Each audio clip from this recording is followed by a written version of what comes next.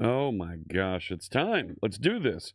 Right, it's one of these buttons over here. I think it's this one. Gets us started. Right? There we go. Good morning, good afternoon, good evening. Whatever time it might be in your part of the world. Greetings, my excellent friend. It's so good to see you. My name is Jeff Fritz, and today is December 23rd, 2024. We're going to write a little bit of code today. We're going to have some holiday fun. We've got some stuff to talk about. We've been building an open source project live on stream, but this is my last episode before the holiday. And if you're a longtime viewer of this channel, you know that we take a pause during this stream to recognize the holidays here at the end of the year. I always read live on stream. 'Twas the night before Christmas, and 'twas the night before Die Hard. Coming up, we'll do that a little bit later in the stream. Let me head over. Let's say hello to chat. Not too many folks here. Maybe it's just because of the holiday and folks are already headed out. Hello, we're broadcasting live on Twitch and YouTube. Look at this. We got some folks chiming in already. 20th Good Kinemaster. Good to see you there. Badger. Good morning to you there. Codebase Alpha. How's it going there? Hello to Ice Cream Stick Model. Hello, hello. Chaotic Monkey. Good morning to you. Abby. Good morning to you as well. I've got my coffee here. I got a little peppermint mocha. It sounds fancier when you say it that way. Peppermint mocha. Yeah, that's getting me right there in the mood for the holiday. No, of course it knows this hat. Of course it knows this hat. Take a shot at that one more time. Now we know. And knowing is half the battle. That's not the right hat. See, we've got to get into rewriting this thing. Kicking off a week of PTO. That's great, .NET Doc. Good luck to you there. How you doing, Ionescu?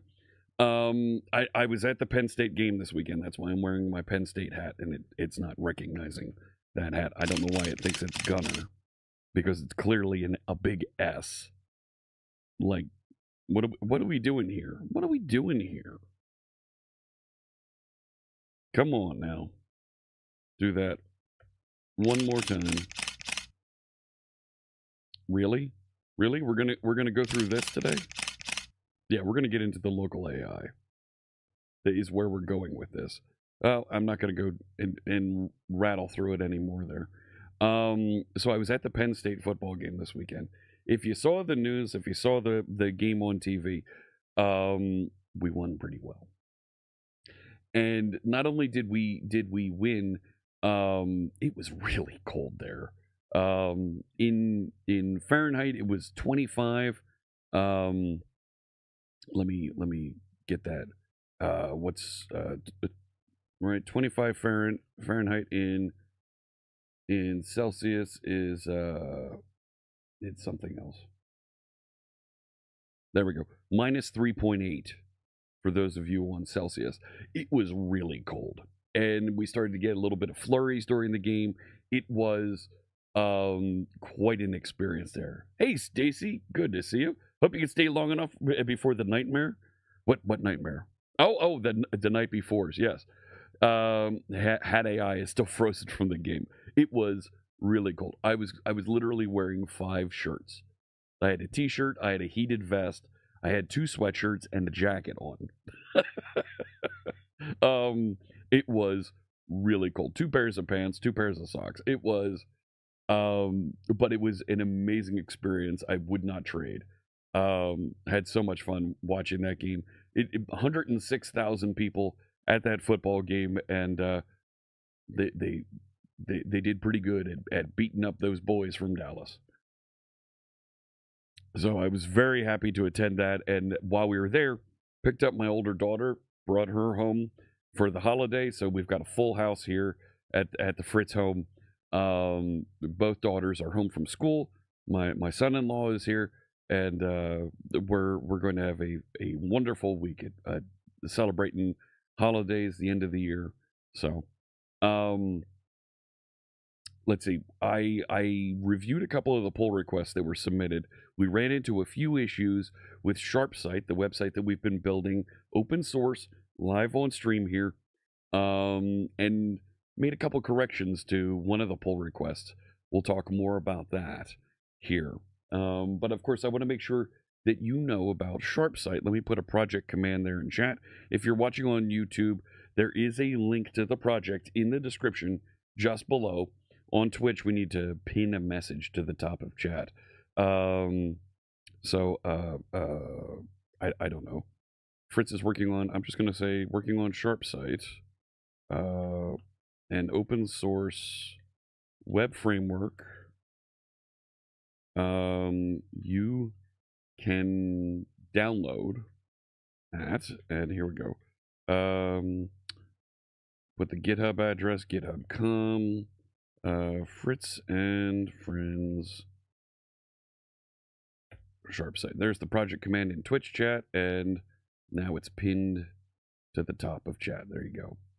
All right. Hey, Pellin, good to see you. Hello.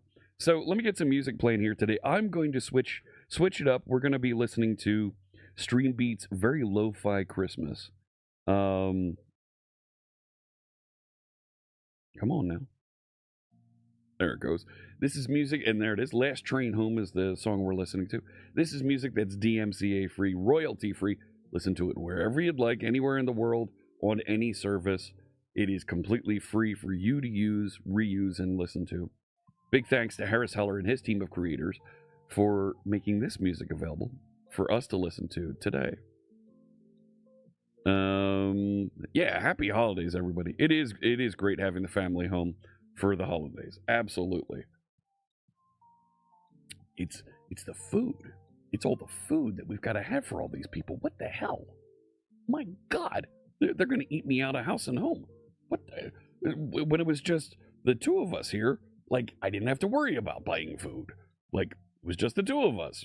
We were okay. We could go pick up a couple things on the weekend, and we were all right. And now there's just food everywhere. So, yeah, apparently you're asleep. Hey, Rambling Geek. Hello. So, let me head over to the project. Let me show you a little bit of what's over there. I'm going to put on my Gunnar Marin glasses. Marin Gunnar glasses, something like that. There we go. Let's head over to the project, and I'm. Well, that's not right. That's not right. It's because I still have it set up for Linux from last time.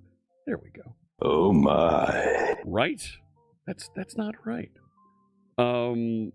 So we were talking about this project, SharpSite. We've been working on various versions of this as we increase and the capabilities. We build new features, and we're working towards a 0.5 milestone that I've kind of outlined with some initial features. Right, we've already built a bunch of features and some things in here that we want to address, some things that I've made up for grabs for other folks to pick up. This person hasn't moved on this, so I may reclaim it and work through it here. Supporting embedded images, admins controlling languages that appear, customization of page not found content, which is something that I've been working on here, so I'll assign myself on that. So we've been building through some of this. I thought we had this completed. Yeah, that's merged. We can close this because that is completed and in the user interface for folks to be able to define and use. So, but some chores like updating the repository README. But some of you out there have contributed pull requests, and I always like to review and take a look at some of the pull requests here. So down here is our milestone release train. So everything that we're completing for the 0.5 milestone gets merged into this pull request so that we end up with one branch, one release that we can go and work with here, and we see somebody needs to rebase his main branch. Update packages, some work on accessibility, initial reading, saving of the file upload limits, VS Code debugging, support minor fix to site appearance to get the page title working. Yes, And it turns out there's something more we need to do there. Some localizations we've been doing and updating and making localization a first-class feature that we've been adding here, so that the text that we have built in to the website framework is all properly localized. That's included from the get-go here. We've refactored out our plugins so that they're in a separate project now, and we added some more translations. That's what's been started. But some of you out there have been putting together some other updates. So I've been working on the page not found capabilities.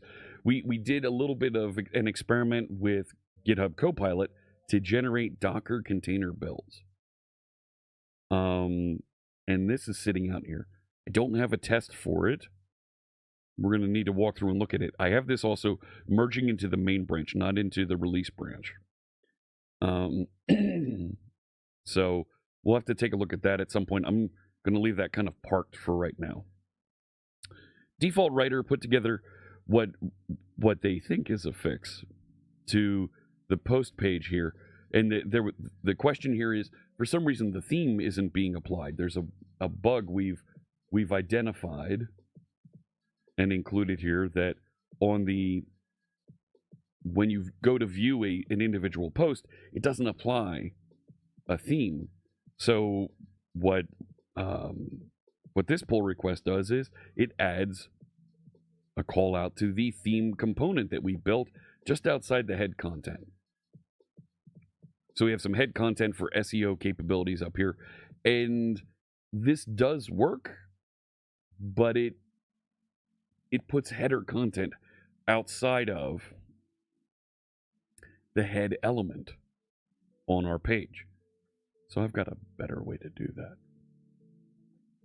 We'll look at that in a little bit. DGen1 gave us a pull request here to add strongly typed localization strings. So the way that we have been doing localization is with... really? Is GitHub going to be slow today? It is with strings and calling these out. And what this does, though, is we don't get any compile time checking that our localization is accurate, is latched on and working together. So by using this technique that is included here, that DGen1 added, we're able to have these strongly typed resources that we can reference here. So let me say hello to some folks there in chat. And if I go to 1 second here, and I'll show where it's actually configured. Come on now. All the pages are in here where they're updated. Turn off the file filter for the .razor files. Yeah, turn those off. So in the CSproj file, compile an embedded resource on the resources here, automatically generate. And it will generate those resources for us. So that looks like it's pretty cool.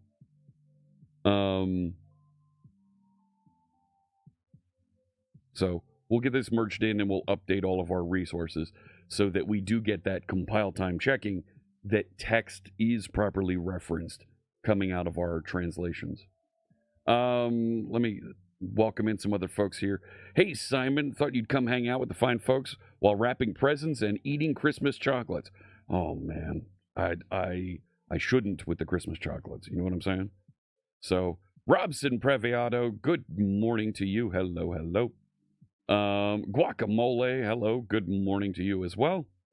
So, we'll go through a bit more of this, and in about a half an hour, I'll read 'Twas the Night Before Die Hard. Let me make sure I set up a timer for that so I don't blow right by it. Set a timer for 30 minutes. Developers. There we go. Thank you so much for the follow. Appreciate you joining us. Hey, PC Nerd. Welcome, welcome. So we'll get this one merged in just a second. I want to show you some of the other ones. Some of the other pull requests that we have here. Oh, and the last one was I added a section outlet. So let me do the merge for the localization here. Let me do that. Go ahead and squash and merge. Thank you for this PR. It's going to help ensure compile time checking for our translations. So go ahead, squash and merge. Ta-da!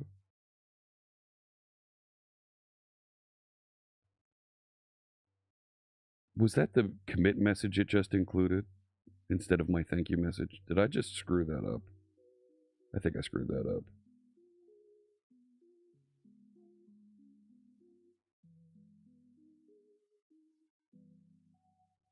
Nope. Nope, we're good. It is there. That's fine. All right, so that is going to be built. It's hanging out back there in the background. And this should build in less than a minute. Yeah, look at that. Already done. 30 seconds. Because I've got the internet to myself today. All right. So the other pull request that I wanted to show you is, so updated post page Razor put the theme just outside the head content. The way that we want this to work is to actually have, yeah, we'll resolve that conflict in a second, is to actually have the theme output on every page in the head content. And I have that in my main layout. So the main layout page in Blazor defines, here's the layout of the page, here's the important things. So I want to make sure that the theme is always included there, right? Every page inside the website uses main layout. So if I want to add more content to the head, you can't add another head content to the page. So what I've done is I've created a section outlet, a secondary section, and I named that head. And instead of having head content over here, I actually took all inside the post page, I took all the content that I was writing to do some of the SEO presentation, and I pushed it first off into its own component called SEO header tags. Gee, go figure. And now I can have all the stuff for that that's commented, that's specific logic to that, so then I can reuse this also on other pages and be able to format with just the 3 parameters that I'm passing in, as well as, come on now, the navigation manager. But I can specify, hey, put this stuff in the section content for the head. Now, should this have been inside this component, or should this have been on the page? Should probably put it on the page, not on there. I think that's a mistake. It's probably a mistake. Let me move, I'll move that before I merge this. So what that then does, the solution file was a little bit messed up. So yeah, let me move that out so I can have the SEO header tags. All right, I'll move it. Take care of that real quick.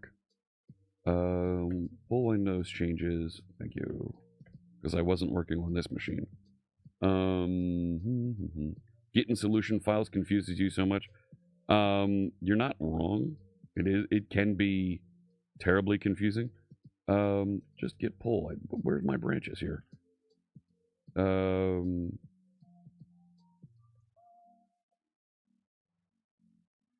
Look at that. I still have the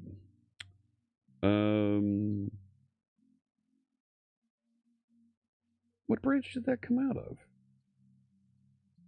Fix post.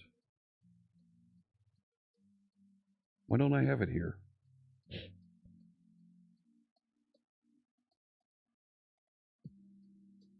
Git pull origin.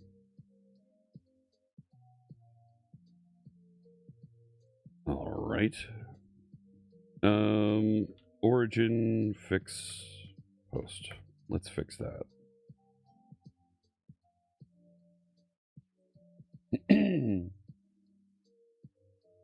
Hey, Torvik. Hello.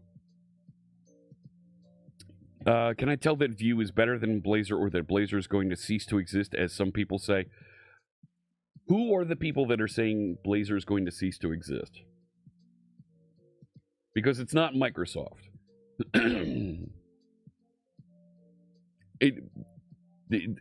Torvik, the folks who are saying people that Blazor is going to cease to exist,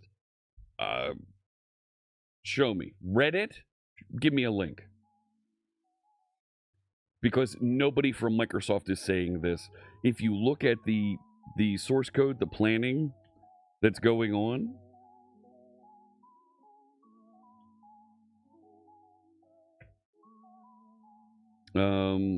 it's ASP.NET Core. It's not just ASP.NET.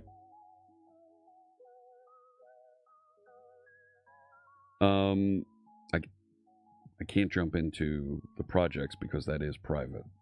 But you can you can see in here features that they're planning and working on,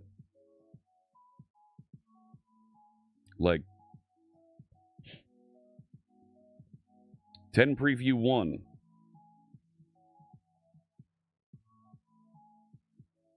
Right? Like,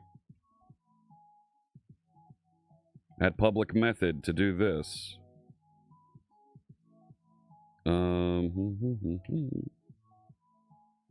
Yeah. There's a circuit fix, custom input component fix, and another test fix. So, show me a link somewhere on Reddit that they're saying that with folks saying that Blazor is going to go away. No.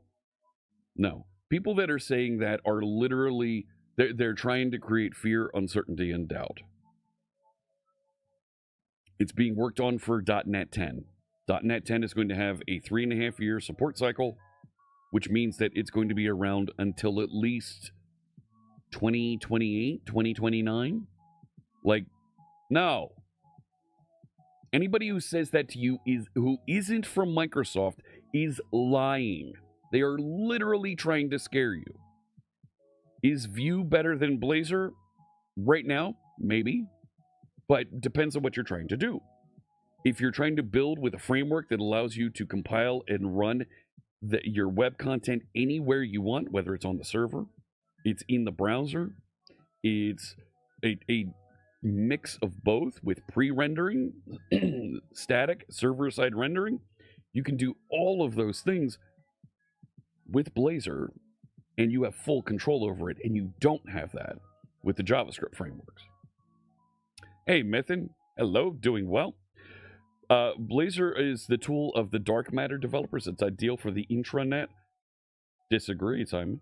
Disagree. I've got a couple of websites out there running that are Blazor that folks have said, hey, this is a pretty good Node website. This is a pretty good React website. No, it's not. It's Blazor. 3.5 years is not longer than a normal support cycle. No, there's a 6-month overlap, and I think they extended that a little bit.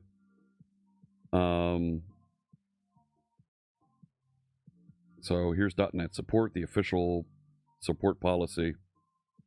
So .NET 8 released in November. Patch release date, end of support is November 10, 2026.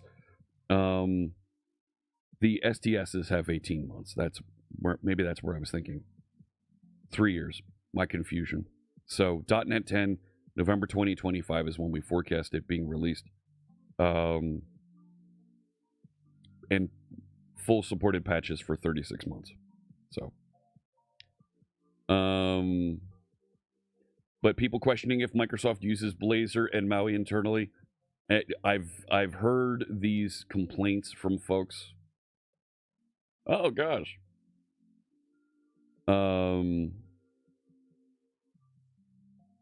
Another one of these people. Yes, we are. Notice asking it when everybody is on weekend and, quite frankly, away for the holidays. So,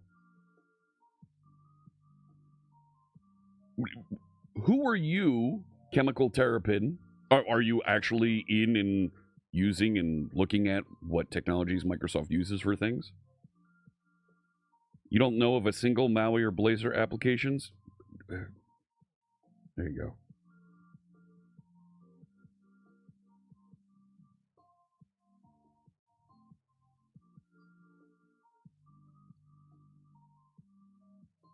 A lot of emphasis on these new frameworks was driven by the developer division, yes.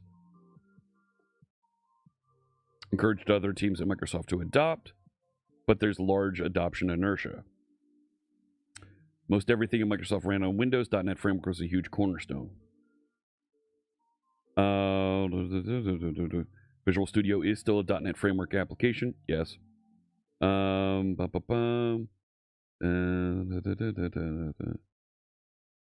It delivered great performance gains, and that again gave more incentive for internal adoption. And there's massive internal adoption. There are newer apps that are not based on .NET at all. Teams is no longer based on Electron. Yes.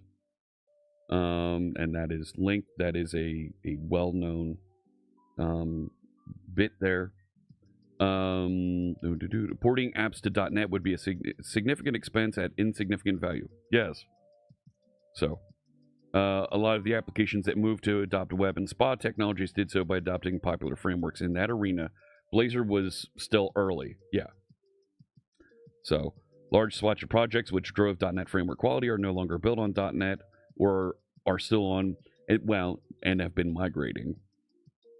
So, yeah. So,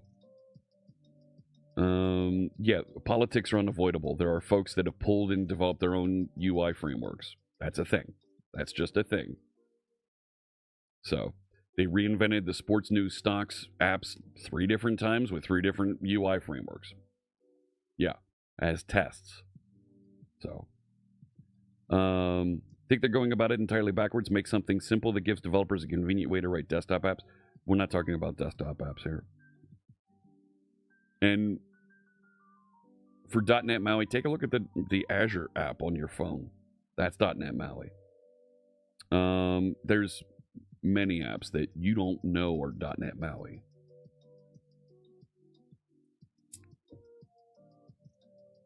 You don't disagree. It's fine for internet apps and sites to. Point is widespread nature of its adoption. Okay. Yes, Simon. Okay. It's great for intranet apps. Totally. The ability to iterate and build quickly for intranet apps. Totally agree. Yes. That's not the only place where you'll see it, though. Is my point. Worked with Blazor through 2 major projects. WebAssembly was entirely ignored in the majority of the interactivities on server. That's the beauty of Blazor. You can choose where to run it based on your use case. So, yeah. Clear value proposition for doing costly rewrites so they remain with the current tech stacks. I'm not going to go through and read all of this, but when a GUI framework came every 10 or 15 years, it made sense. There's a new JavaScript framework every week. Come on now. Microsoft is not investing in their own frameworks. No, we are. We are. This is a person who does not know what we're doing.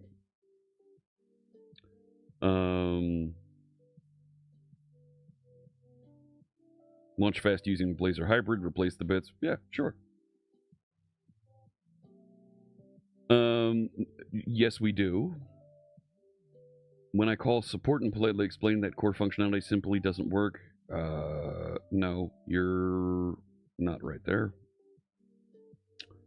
Yeah, there you go. Azure app is built with Maui O365 admin as well. Yep.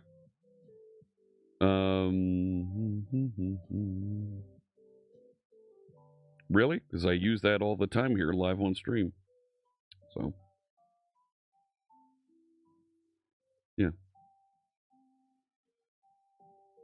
Aspire uses Blazor for the front-end telemetry. So, there's not just internal tools. There's other products that you probably use that are built with Blazor that it's not immediately obvious that it's built with Blazor. It's not like there's a big Blazor thing that appears on the address bar or in the middle of an application. Not like when you go to a React website and you see JSX things referenced. Like, yeah, that's a React site. So, yeah, Blazor's not going anywhere. Not going anywhere. It's being invested in. It's growing. It's moving in a really good direction. I think Nick stirred the pot in a big way. And that's how YouTubers get views, is by pushing something controversial so people go, what? Oh, no. Oh my gosh, I got to see what's going on. So, good morning, Iris developer. Hello. You suspect the people who keep saying Blazor isn't going to continue are JavaScript developers who don't want to learn something new? Could be. You might be right, Steve. Great to see you, Steve. Hello. Good morning. Thank you for the link, UNESCO. Yep, there, I said JavaScript. Do wish they wouldn't have lost the project templates for hosted WASM. Yeah. Hello, this is Sparta. Aggression towards Blazor? Really? Biggest waste of time for developers, from somebody named Andrew Tate is my king. I'm not even going to give this I'm not going to give this attention. I shouldn't because of that. Performance is atrocious. You're using it wrong.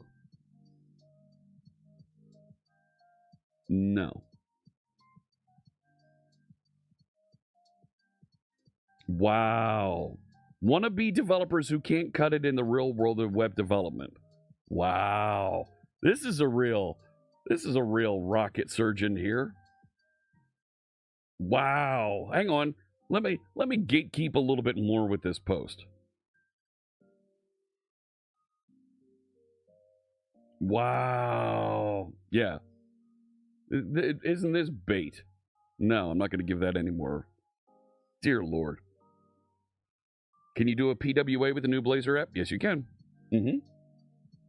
Merry Christmas, Chris Funk. Hello. Yeah, Penn State did really well this weekend. Yeah, no, not only Blazor's not going anywhere, it's getting invested to get better. And they're putting more engineers on the team. So, as someone who's done JavaScript since 1998, welcome Blazor for many, many reasons. Yeah.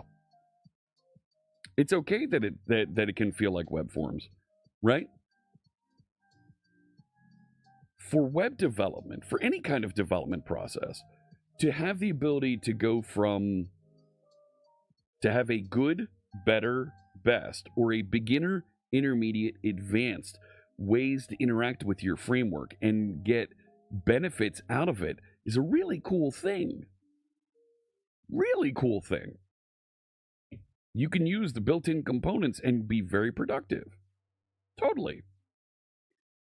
You can do some intermediate things and go and customize and build your own components, or buy a company's components like folks from Telerik or DevExpress or Syncfusion or what have you. Lots of great options out there, and open source frameworks you can choose as well. And you can go and rewrite all of it from scratch if you'd like. Your wife's family are all Penn State fans. Poking the bear last week before the game. Oh. Pusto is here. Hello. Web forms were ahead of their time in so many ways. It amazes me how much the other JavaScript and server-side frameworks are trying to build what web forms was. Just like they went and rebuilt OData and they called it GraphQL.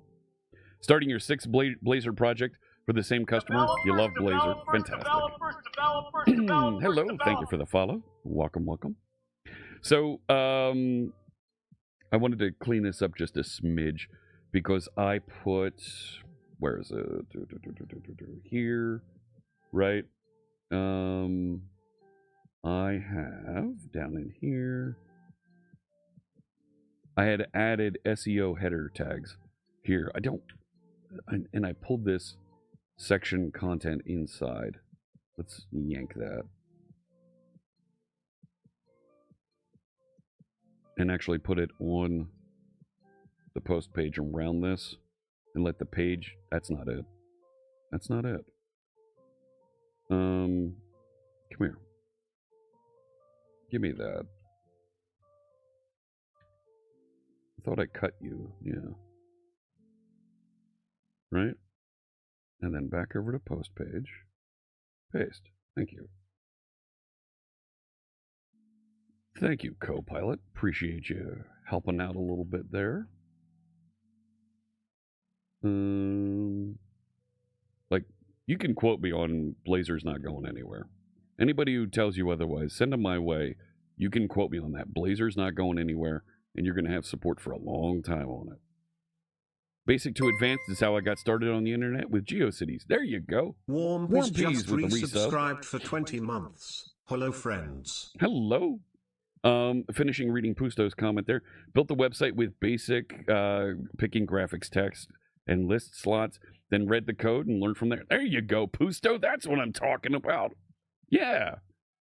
Honestly, I got really into web development when I started reading the HTML code that ran ESPN website, the ESPN.com website. And before it was ESPN, it was, oh my gosh, it was I forget the name of the sports website that ESPN.com was before. Does anybody remember what it was?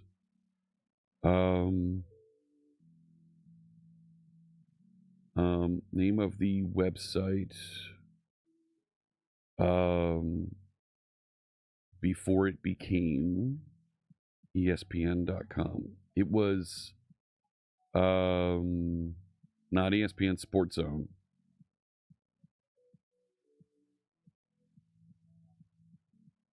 No.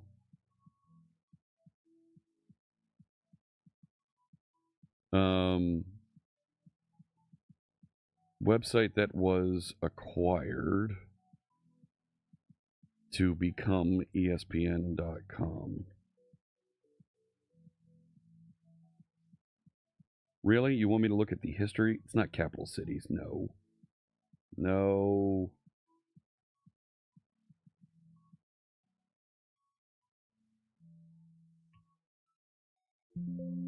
Come here. Really?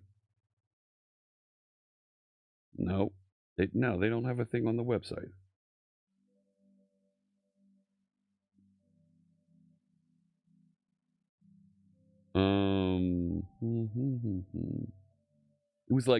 It was like Slot Sports or something.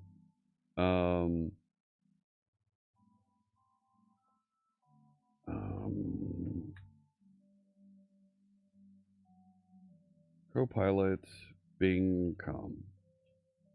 See, now you're making me sad.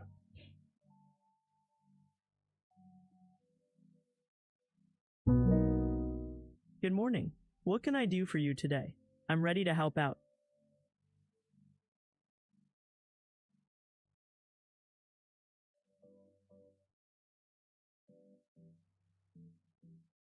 Really? You're going to do that to me?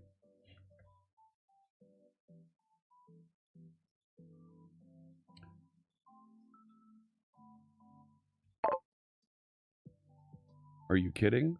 And this isn't going to work either. Yeah, that's right.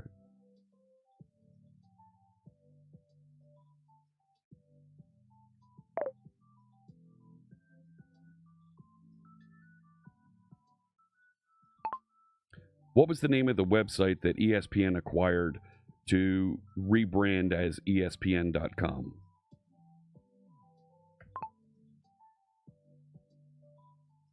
No, it's not 538. No. That wasn't it.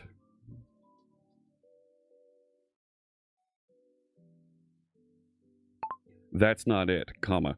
In the 1990s, ESPN bought a small sports statistics website to rebrand as ESPN.com. What was the name of that site?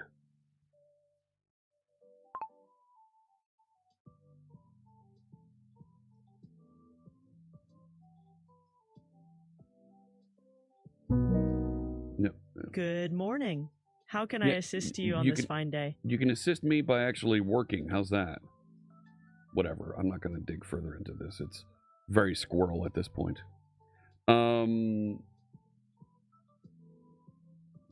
But it was reading that website. And because they had the in-depth links between all the different teams and athletes. So every score, every team, every athlete, you could just click through, and there was just a constant depth of material that you could discover on the website. And it really got my attention. Yeah, that's what I want. Yep. Moved section tags to the page. Not push. It's like pusto push. All right. And I'll get that merged in. Yeah, there we go. Thank you.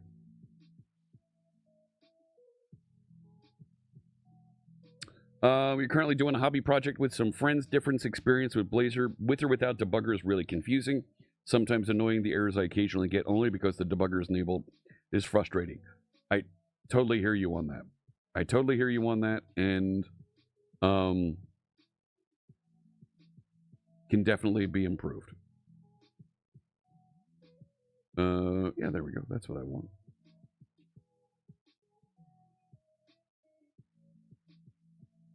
So, come on.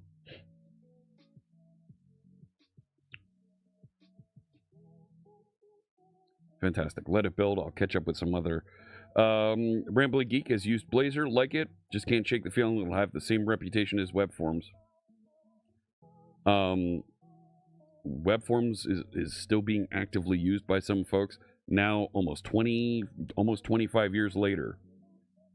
If that's a bad reputation that web technology has been around for 25 years, we're in the wrong industry. Catching up here. You don't remember sports sites. How to disable response body buffering for ASP.NET Core Web API method. Response body buffering. I forget what there is a method to disable the buffering. I mean, when you do the async writing to the response body, it's not buffering, it's writing it out immediately there. There we go. And that has that fix attached. So there we go, and I'll go over to that bug, and it didn't close this.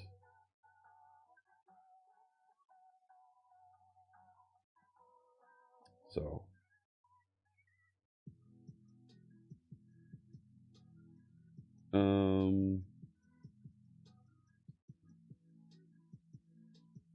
check the fix I applied in, what was that one?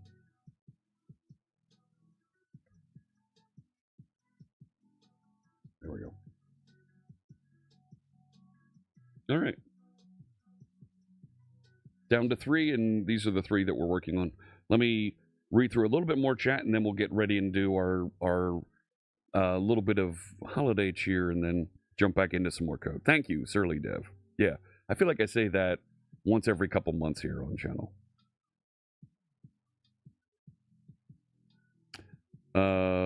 Now, Sports Zone was something before that. It was like Slot Sports or something. Why am I defending Blazor's viability? Because people keep questioning it.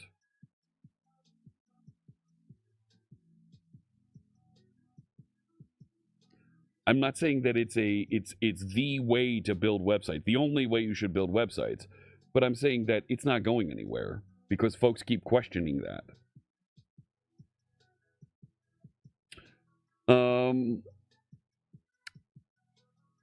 Yes, it does keep a history of chat available to you. Yes. And that's why I keep opening it in a private browser. I don't think it was Creative Sports. No. Satchel Sports. Yes, DGen 1, that's it. Satchel Sports. That was it. Some Greek folks pronounce it Pashto. Really? How do you want it pronounced? B2B apps you're working on daily are built in ASP.NET Web Forms using .NET Framework 4.7.2 and 4.8, moving some functionality to Net Standard 2, and we're talking about upgrading front end to some smaller new projects. Hey, that's great. Pusto, that's what I thought. Also working on some ASP.NET Web Forms web app. It's very time consuming to refactor. It is very time consuming to refactor. So using tools like the Upgrade Assistant will do things to put a YARP proxy in front of your Web Forms app so you can start to migrate some things out of Web Forms as you do your rewrite. Pusto. Chris LeBron says, the issue I see with Blazor, it has been marketed for C# developers saying they do not need to know JavaScript. We have never said that. We have never said that. No, that is something that other folks are making up. Nobody has ever said you don't need JavaScript. There are parts where you can write C# instead of JavaScript. There's always parts where you can do that. And there are times when you do need JavaScript. But nobody's ever said that. So, if you want to do something serious in your application, I'll disagree with that statement. If you need to do something serious in your application, you need to know JavaScript. No, that's not 100% accurate either. If you need to do something in your application that communicates with the browser, you need to know JavaScript. If you need to do something in your application that communicates with the document, you can do that with WebAssembly or with C# and the rest of the Blazor framework. But you have the choice to integrate with JavaScript in any way. So, hey, Psi Gamma, hello. Let me pivot for a little bit here, and I do enjoy doing this once a year. Let me dig this up.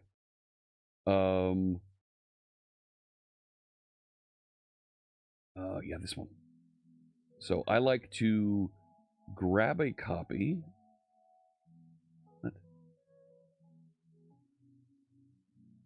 Grab a YouTube video here of a fireplace, and I like to read. Now, see you. Hang on. Really? Thank you. I'll let that go for just a second here. I like to read "'Twas the Night Before Christmas," and of course, "'Twas the Night Before Die Hard." That other bit of holiday cheer that we go through and enjoy every year. So, let me head over here, and I'll come back to the questions and discussion. But this is a holiday thing that I do every year here on stream. Let me let's head over here. And see that? Sitting by a nice fire, right? It's wonderful. It's funny, I zoom in and it, there we go. So let's, I just want to take a few moments and I do, like I said, I do this every year, and spread a little joy, and no, we're not going to have ads here. And I read 2 poems every year here on stream, and I'm going to start with "'Twas the Night Before Christmas." And restart the fireplace. There it goes. Yeah, I can leave the music going there. "'Twas the night before Christmas when all through the house not a creature was stirring, Not even a mouse. The stockings were hung by the chimney with care, in hopes that St. Nicholas soon would be there. The children were nestled all snug in their beds, while visions of sugar plums danced in their heads. And Mamma in her kerchief, and I in my cap, we had settled our brains for a long winter's nap. When out on the lawn there arose such a clatter, I sprang from my bed to see what was the matter. Away to the window I flew like a flash, tore open the shutters, and threw up the sash.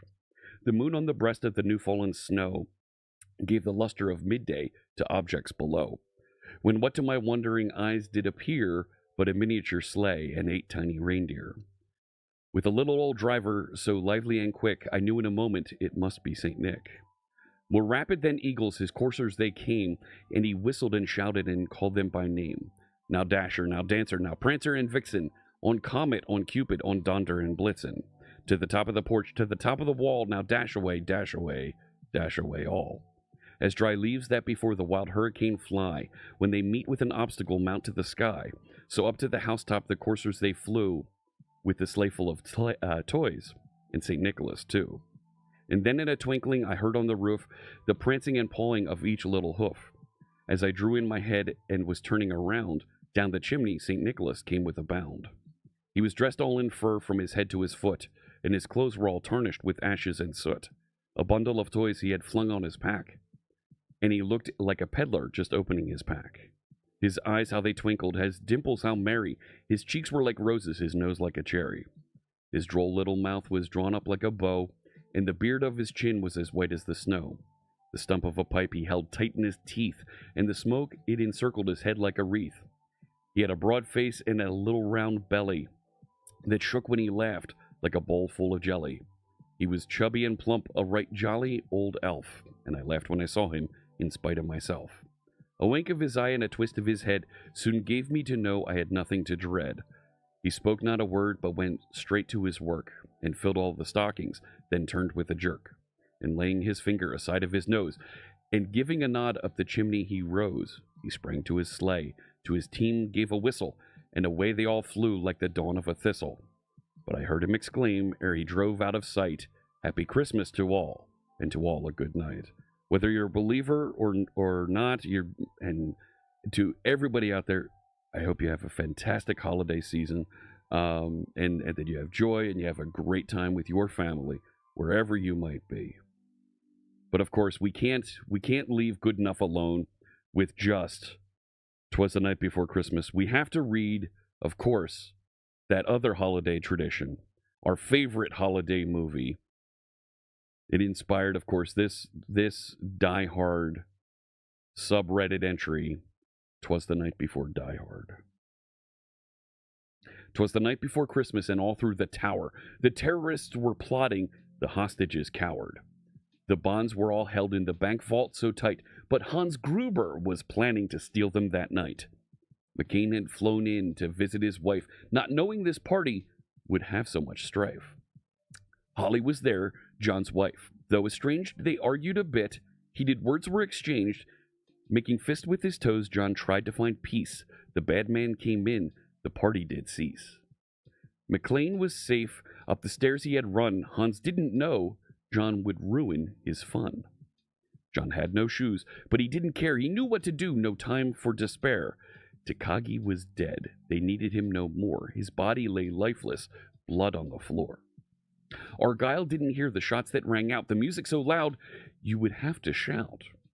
John pulled the alarm. He thought they were saved. Hans called off the fire department. The situation was grave.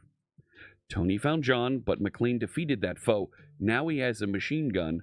Ho, ho, ho. John uses a radio and contacts police. Sergeant Al Powell shows up, gunfire to increase. Hans soon realizes McLean's hard to beat. He wasn't lying about Marco. He's down on the street. The detonators are missing. Carl is miffed. The SWAT team shows up, their action plan swift. McLean tries to warn them, tells them to stay back. They all got shot, trying to attack. John blew up the 3rd floor, saving cops' lives. The press gets it on tape while the FBI arrives. Trust is betrayed. Ellis tells all about John. John won't surrender now Ellis is gone. John and Hans cross paths upstairs. Hans tries to be sly, but John knew his affairs. Hans and Carl get what they wanted so fast John's feet are shredded. They shot up the glass. The power is out. Theo goes into the vault. Choppers are inbound a surprise assault. John went back to where him and Hans met. The roof's wired to blow. We have a new threat. The sleaze reporter put John's kids on the news. Holly is John's wife. This news Hans can use. Carl finds John, wants revenge for his brother. Hung by his neck, John defeats another. John goes to the roof, sends the hostages inside. Hans blows up the roof. Both FBI agents died. John jumps off the roof to save his own life, only to find that Hans has his wife.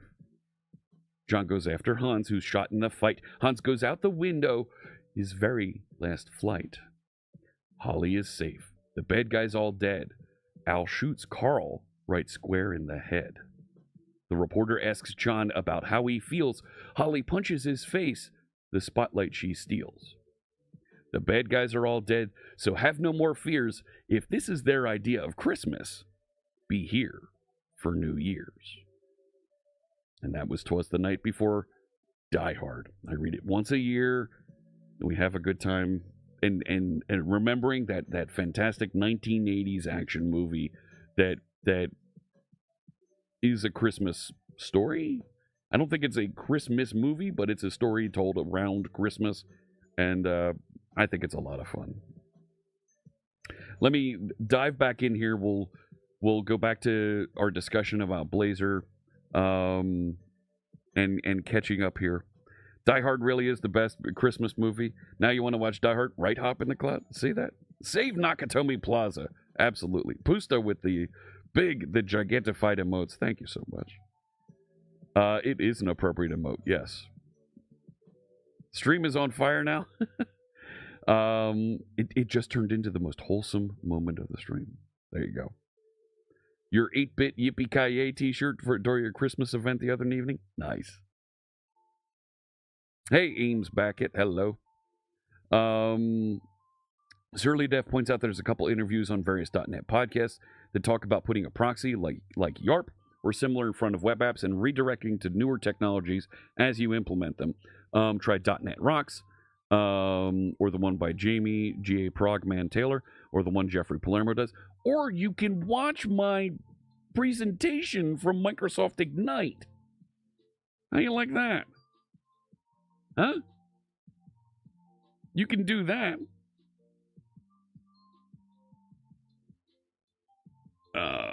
Microsoft Ignite 2024. No.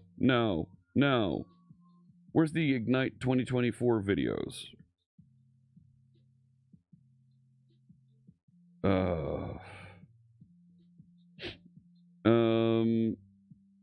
Show me that playlist.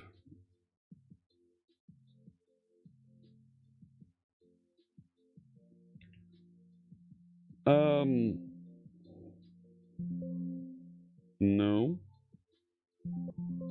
It was like BRK 234 something like that.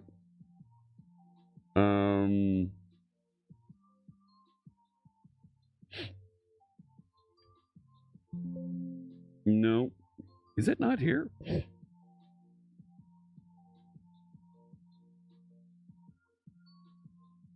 I don't see it.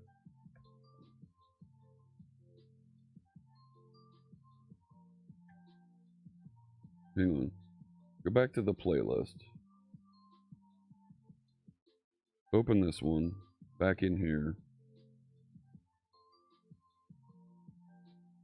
What, did my internet suddenly, like, decide to go really, really slow?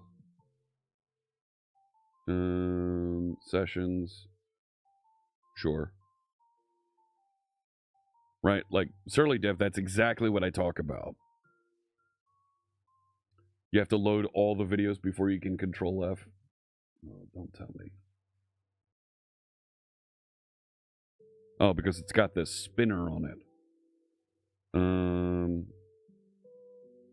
Modernizing applications. Really? Fine.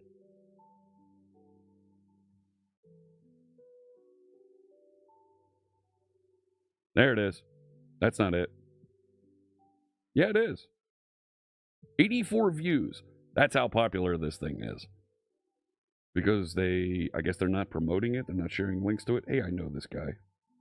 There was no camera in the room. But it's me. We don't want the timestamp. So 149 is what this one. So there you go.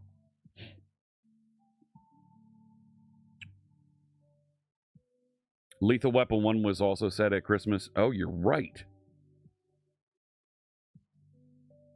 A Gremlins version 2. That was another Christmas timed movie. Yeah. What should I make a web app? Blazor or ASP.NET? What is a good thing to learn as a beginner? ASP.NET is good to learn as a beginner. I did have a talk. Yep. So there you go. There's the link. Okay. More coffee.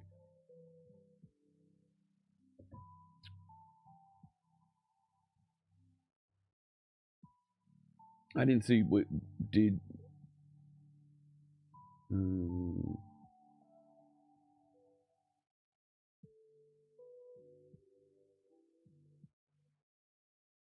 How do you set cache control header no cache on a single minimal I endpoint?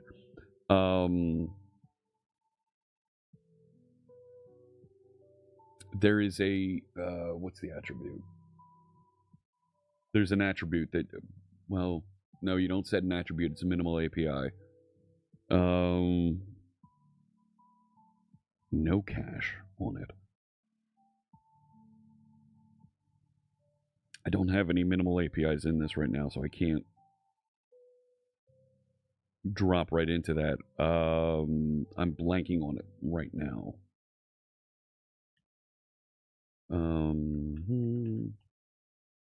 Minimal API. No cache.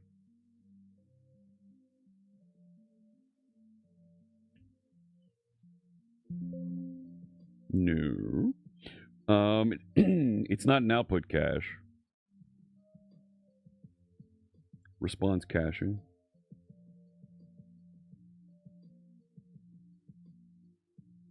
I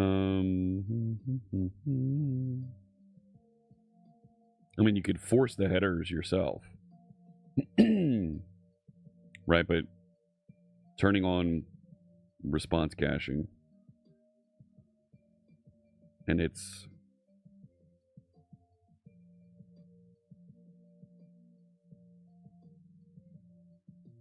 yay, Merry Christmas. Ames back it.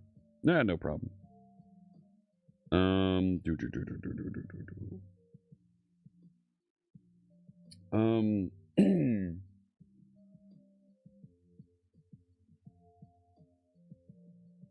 I don't know why I'm minimal API is they're showing it differently here.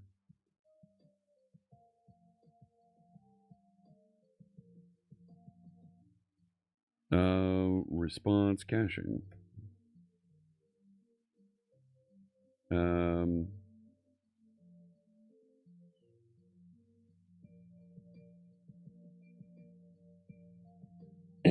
Yeah.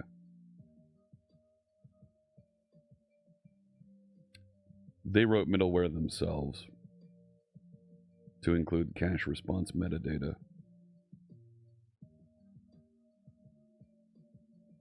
There you go. Add output cache with base policy to do that.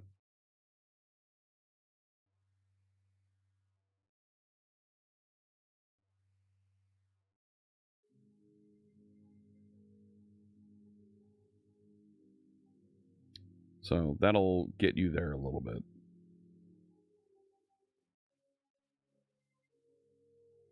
Creating a little bit of middleware to inject that, but it should, right, the new static assets capabilities should do, well, you're not doing static asset, you're doing the opposite.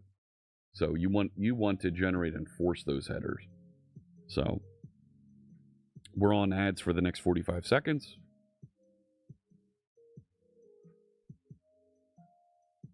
And we'll dive back in here in just a minute.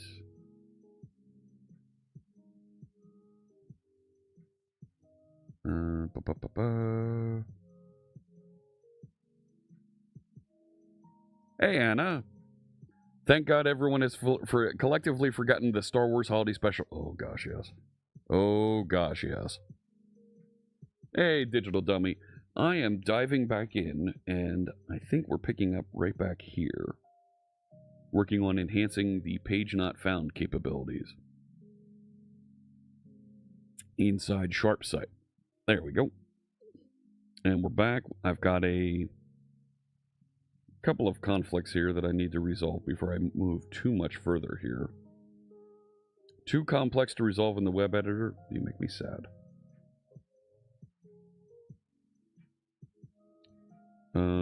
Yeah. Actually, it's my page not found and merging 0.5 in. So let's jump back over there. I merged this branch. So let me jump back to 0.5. Delete that branch. Pull the updates. Yep. So we've been updating to allow folks to customize the page not found branch, the page not found feature. So pull in those updates. Wait, what?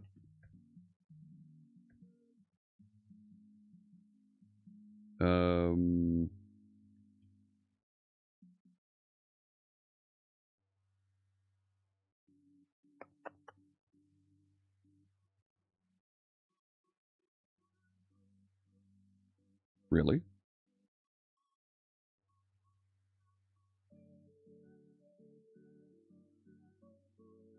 Really?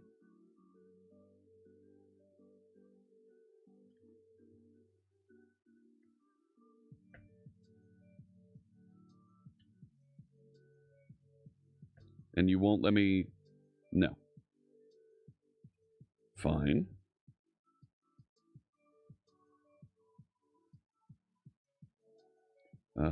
Packages lock.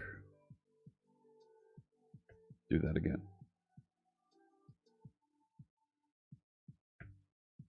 Okay, now I need to merge V05. There's our conflicts. Let's do some merging with VS Code.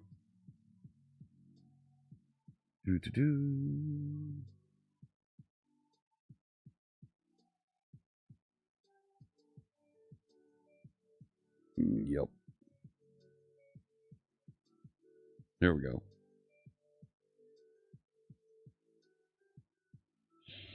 Yep, so here's the changes that I merged and created my own nightmare here. Every time somebody types "get reset hard" and Angel loses its wings, no. I didn't find out what iProps is used for. No, we should get rid of that. I want the incoming changes on this.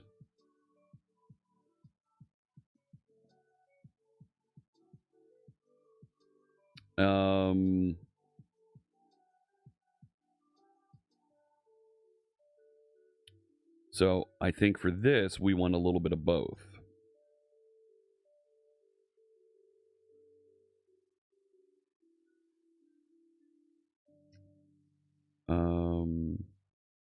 Yeah. So let's merge this one by hand.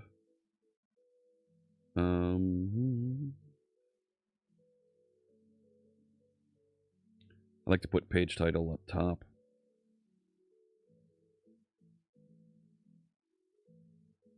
And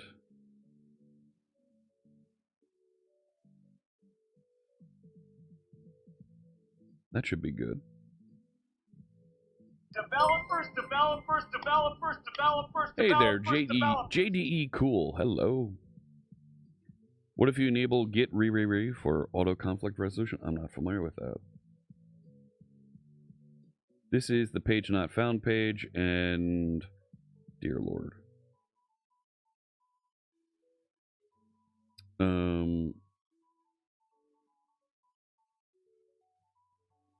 So we've got a little bit of an update here.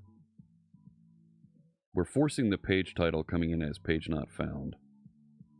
I think we want a little bit of both here. So let's accept that. Accept that version. There's a paragraph with, hey, you forgot this page. So, yep, take that. With all that good stuff down there. But I do want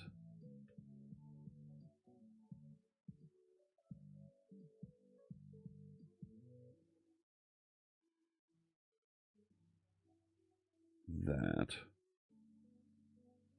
Go ahead, complete the merge, and we'll complete a little bit more there.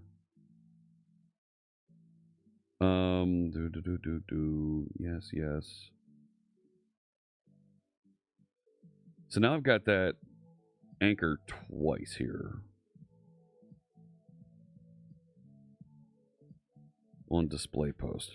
That's going to be wrong. But you know what? No. Do this. Leave it out there. Get rid of this one. Yeah. But if I go over to the page not found,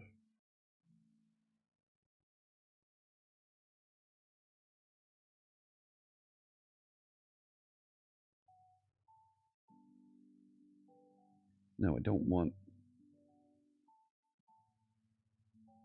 this one, right? That has a back to home, so I don't need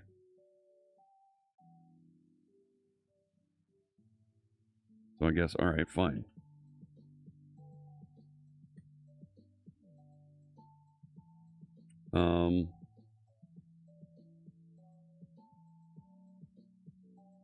Let's see, what do we got here?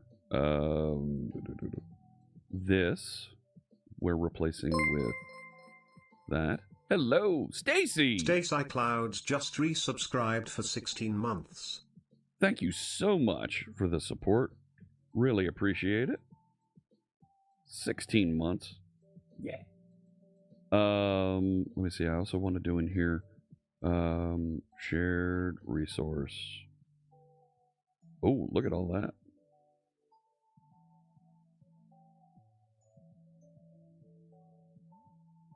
Cool. Got that.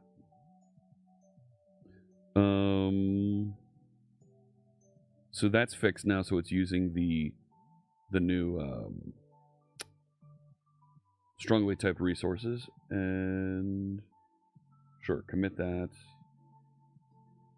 I'll add these changes and not that.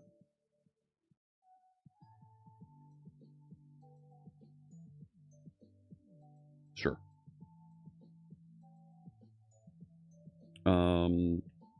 Finished merge of display page. Cool. All right. Developers. Reload all the stuff. Let's rerun this. Hey, Gadgets, welcome. Need to set a reminder so you don't forget to hit resubscribe. That's okay. Don't worry about it. That's very kind.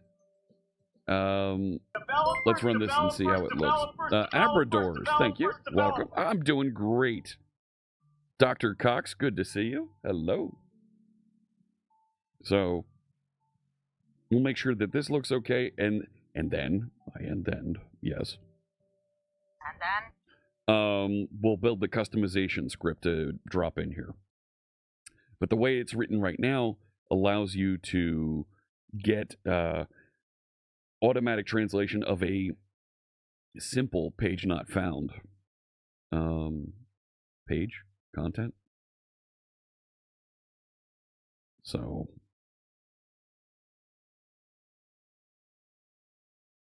all right, so if we go to first post, there it is, and if we make it someplace that doesn't exist, that's the content that shows up. And it does properly say page not found up top. And it should also be a 404. 404. Good.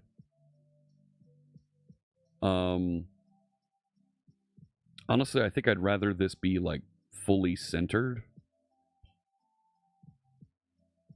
You're so burned out. Oh man, I'm sorry to hear that. This should probably be a header.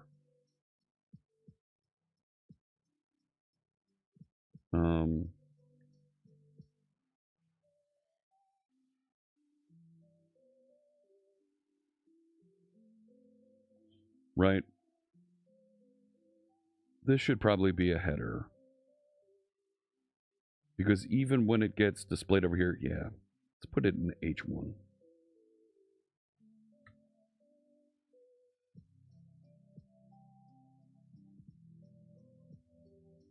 Right, I put it in the H1. Do the hot reload, John. There it goes. And it's blue and italic because of the theme.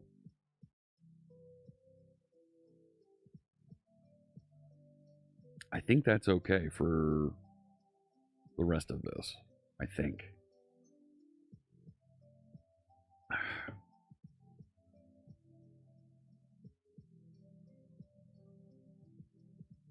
Because I think we're going to want to be able to swap out page not found components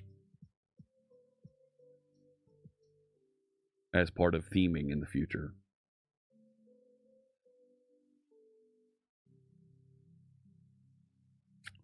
Yeah. Yeah, let's okay. That's and it's got the simple back to home that goes back there. That's fine. For what I've got for right now, that's all I need. And we'll clean that up a little bit. Force the title to H1 on page not found. Okay. But I want to be able to customize that content as well, so that you can provide your own text there. Hey, McNets, hello.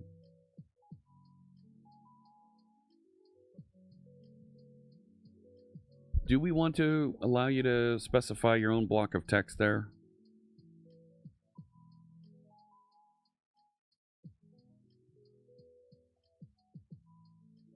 Page not found message and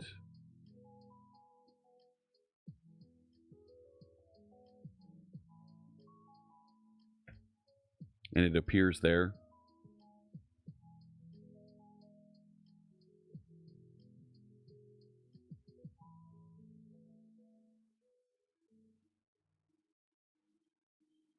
Okay.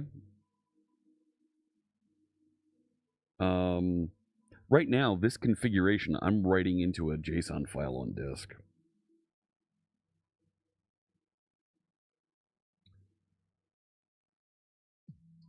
For the purposes of generating this little bit of markdown to save to disk,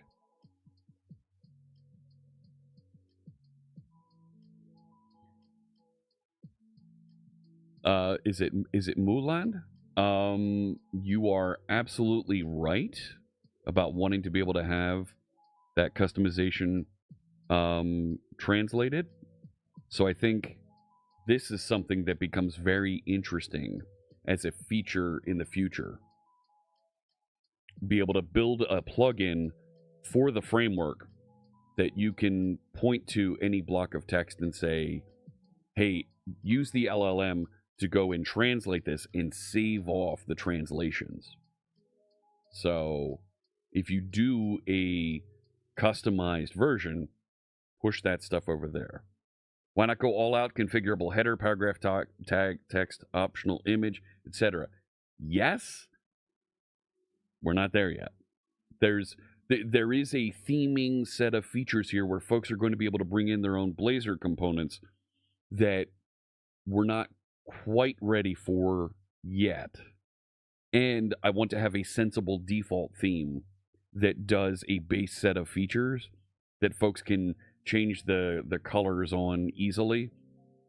And working with that content right now gets us set up so that when it does come time to theme, it becomes easy to say, okay, here's what we're replacing and how we're replacing it. So you're absolutely right.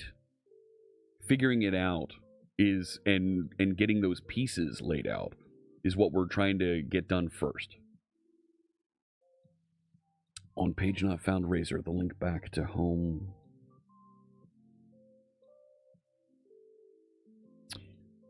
You're right. It doesn't have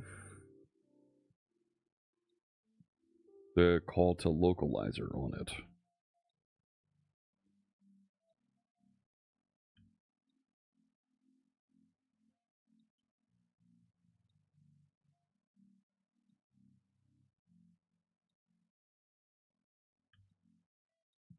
So now if we go to German, there it goes. Cool. Right.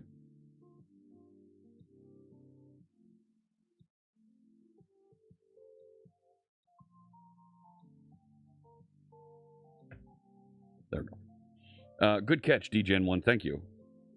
What level of ADA compliance are we shooting for? I don't know. That is a accessibility discussion that I want to hear more about and learn more about, so that we can to a little bit of what Ocular Malice and what Muleland are pointing to. When we do want to customize those things, we can define those requirements, and that's to the question of being able to fully customize. Defining the requirements for themes to customize is kind of what we're hashing out, what we're running into and discovering here as we're building, because there are certain things that are part of the framework that are part of the admin side, the running version of this. I really don't like that sidebar over there the way it is. I want to make that a little bit cleaner, a little bit nicer, and we're going to get there. Or maybe it's not a sidebar. Maybe it's just a header bar across the top. We're going to get there, but some of these base functionality is what we're fleshing out. And we can move around user interface pieces and allow them to be customized and replaced later. So, hey, Reg, thanks so much for the big congrats. Yeah. The football team did well over this weekend.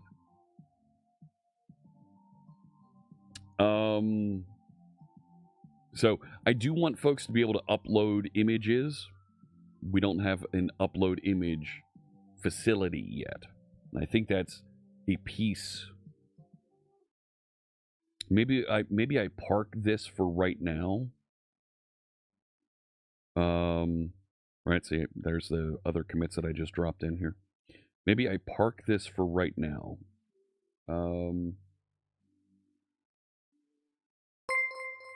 Hello. Adathorn. Thank you so much for the support, Adathorn.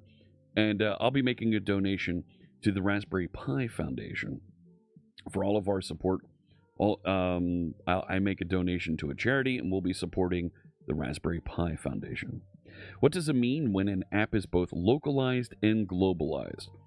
Globalized typically refers to the numbers that you see on screen, like, right. That's clearly the American month, day, year, date formatting. If it's switch over to German, it becomes day dot month day year. Day dot month dot year. Right, and now it's slashes in Italian. What is it in Swahili? Yeah, that's fine. Well, looks weird. So Finnish, Dutch with the dashes. There you go. So that's typically globalization.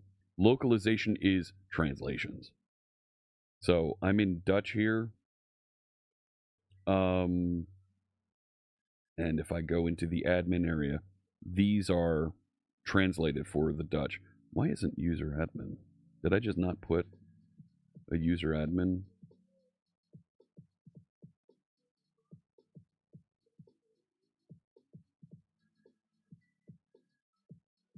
User admin, there it is.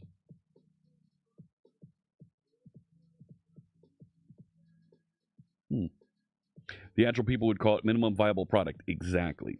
Try to ship that first and then go into the rabbit hole. Yep. So, customizing, moving things around, and having a nice finished look are coming up in the next few milestones.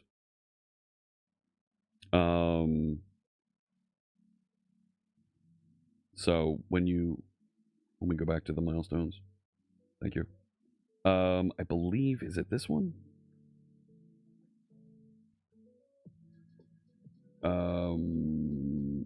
No. Developers.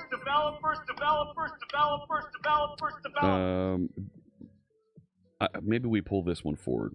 The default theme. Pull that forward a little bit.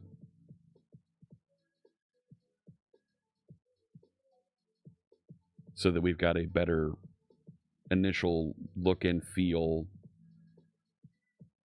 And I wouldn't mind building this on top of Bootstrap so that we get responsiveness kind of baked in. Yeah, let's pull this back one. So we can have some good screenshots to put on a website. Hey, VVG Online. Hello. So just force everything to day, long month, long year, and everybody's happy. You're not entirely wrong. So we'll do an out-of-the-box setup experience in milestone 007, but big things in here supporting embedded images. Let admins choose which set of languages, and I've been working on this one. Let me park this right now because I think we need to get into embedding images in posts and pages. You recommend pulling Bootstrap out of the core web project and put it in a default theme project so it doesn't potentially conflict with a custom theme. Steve, I want to put a pin in that. That's a great discussion. That's a very good discussion point here about pulling Bootstrap out and putting it into a default theme project. I'd like to continue to use Bootstrap for the manage framework, the admin site version. In that case,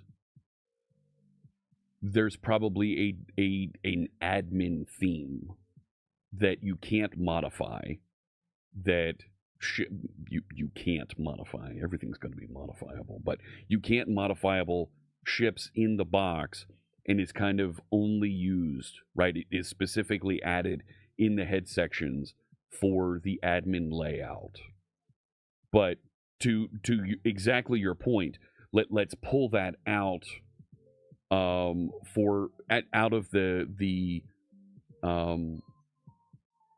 app Razor for the main website.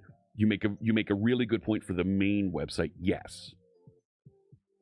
But for the admin site where we're kind of going to have a lockdown, this is how you use the site, so that everybody has the same look and feel, so that everybody can refer to the same documentation and training materials. Look at me, I'm planning training materials for the framework we're still building here.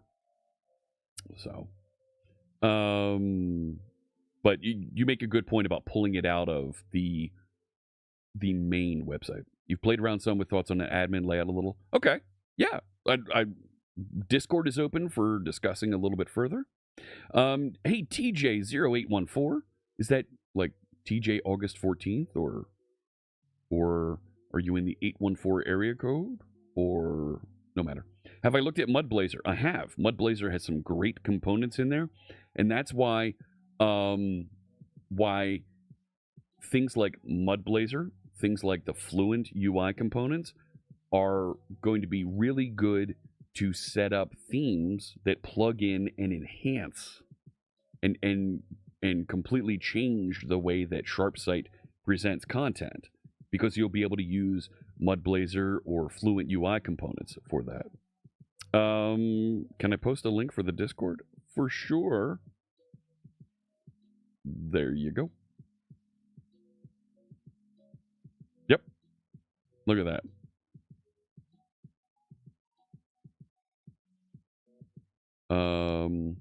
What comes after MVP, MMP, MLP, MDP, and MAP? Interesting.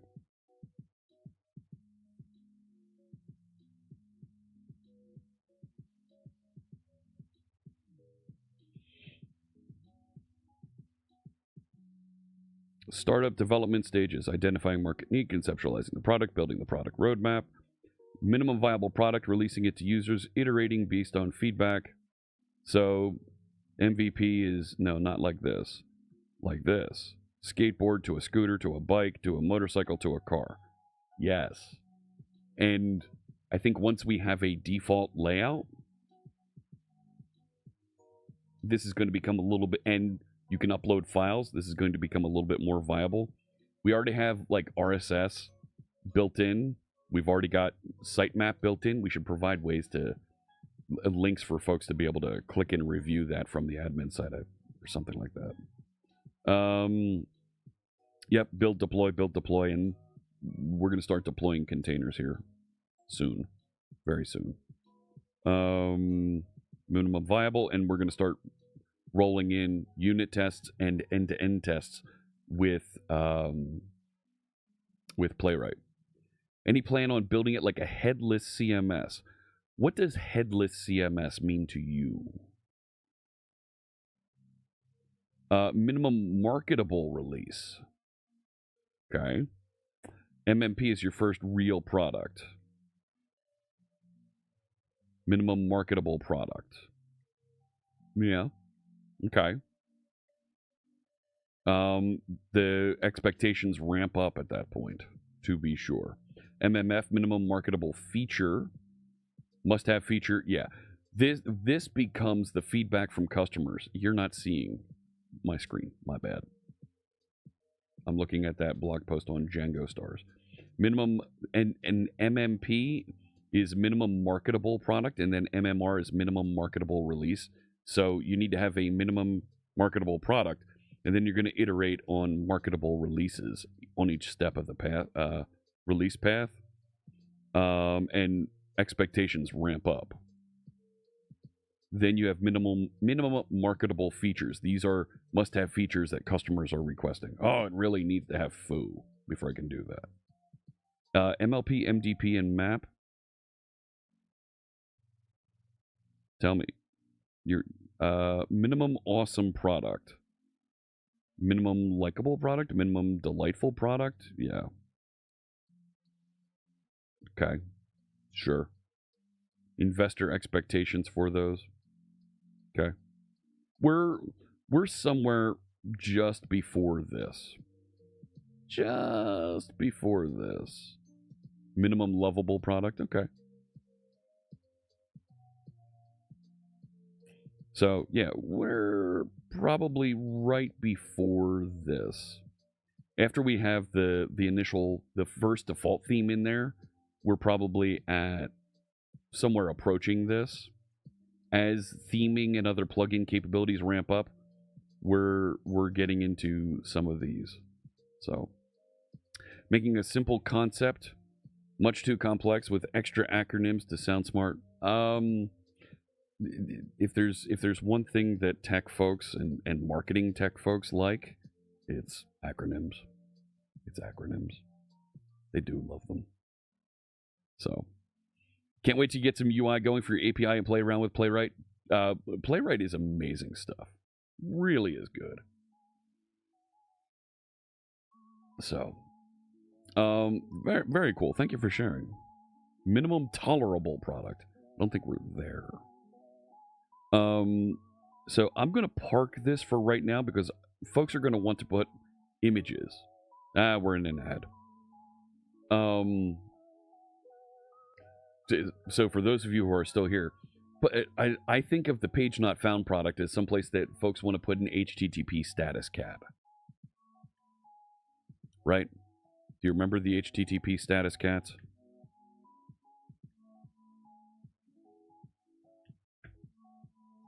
These are beautiful things. Oh, and somebody made an API for it. Fine.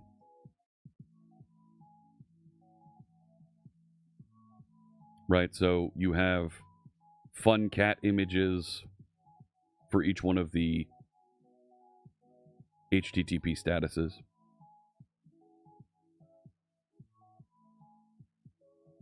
So, fun stuff. There it is. I'm a Teapot. Everybody loves I'm a Teapot. The 418. Now, there was the original. Here it is on Flickr.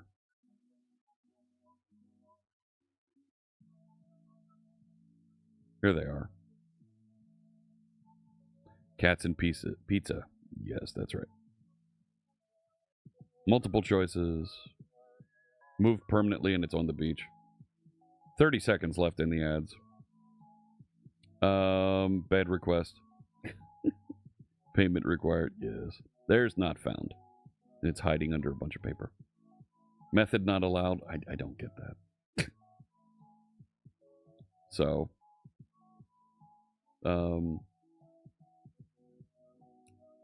somebody else created an API over these. Sure, whatever. So there's that. There's this one.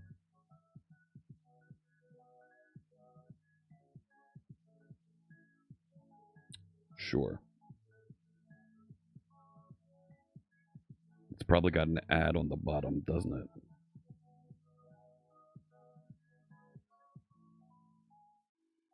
Right, so if I go to...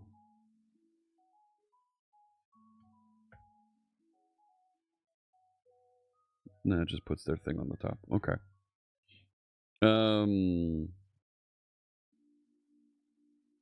Back in the real world, marketing has already promoted the features sales are selling. Yeah. Yeah. Osborne effect is strong with those folks. Headless in the sense you decouple your presentation layer from content. Presentation layer from content.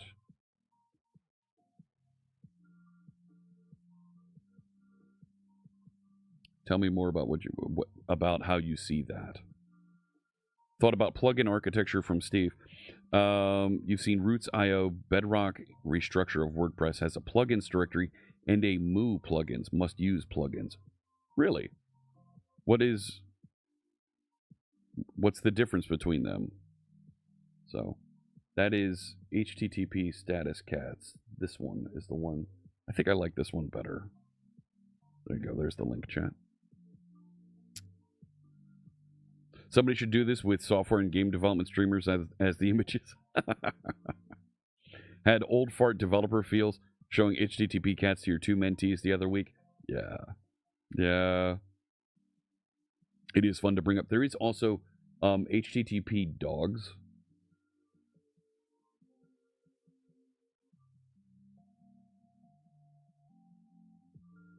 Right? So for the dog people out there, HTTP status dogs.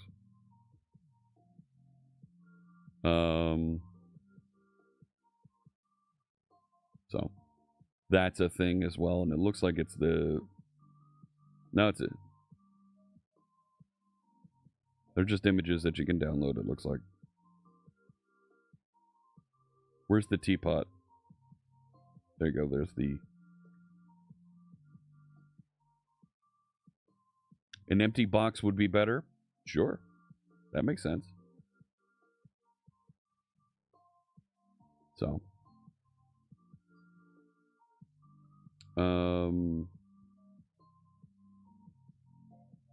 Right, but my point is, folks are going to want to be able to set these for images there.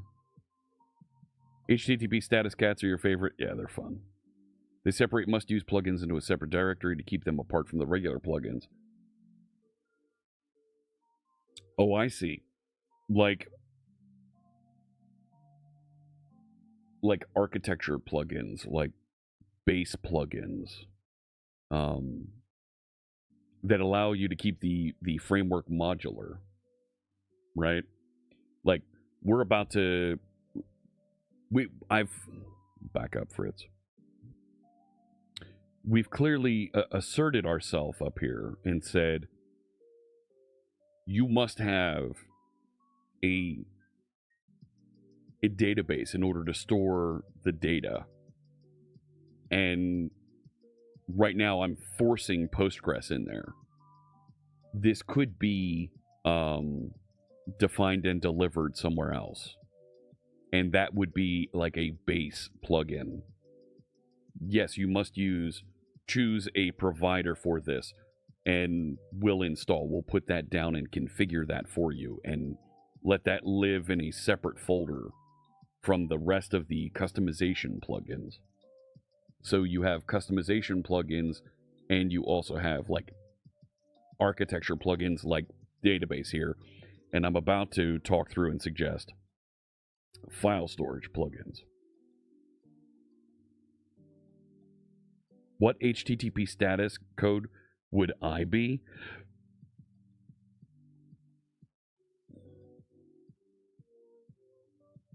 What HTTP status code would I be? Found.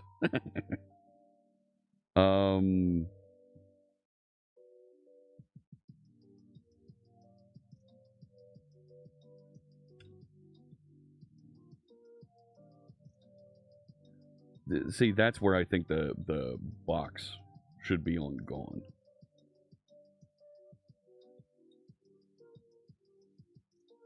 $420. Enhance your calm.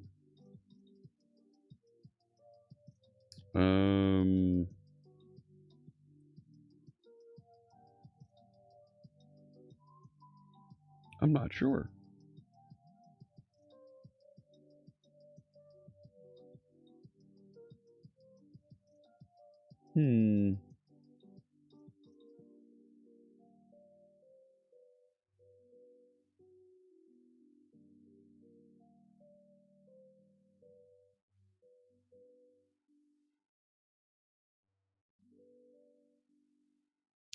I don't know.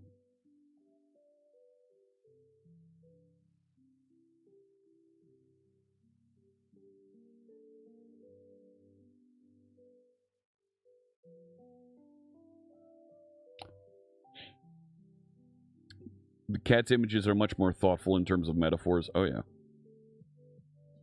Designing plugins for your game engine, says Anna.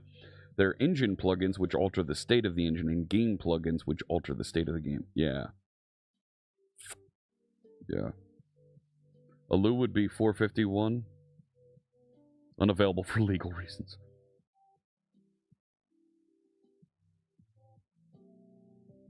I'm trying to remember.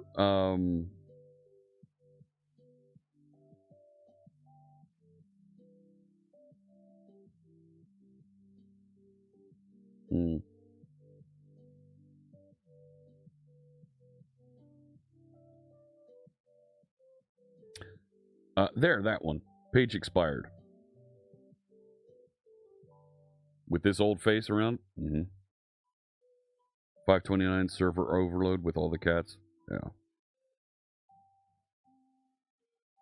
418 should always be a random teapot.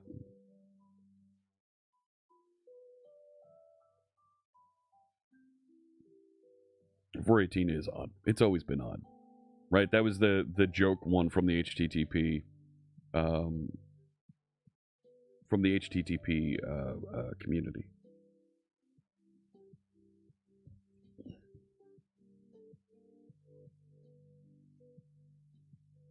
Yeah.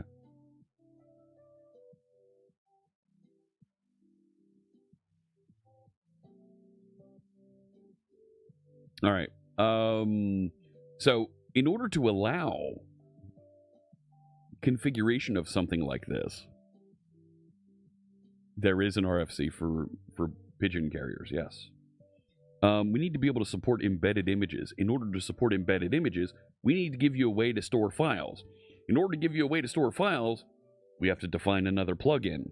And this is a plugin, right, that is going to a little bit of the point there, is going to fall into not a customization of the features of the website, but defines some of the architecture of the website.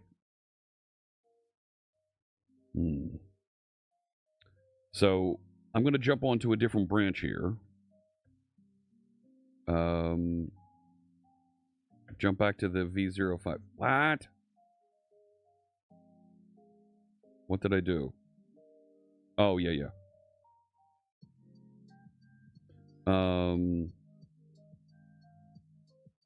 Fixed localizer on the page not found. There we go.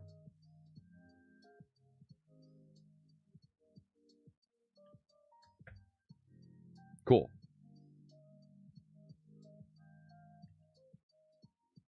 Feature file plugin.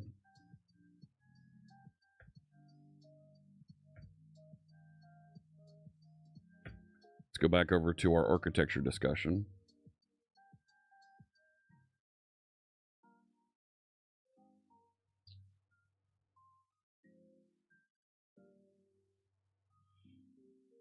So we started this idea of plugins are packages of files,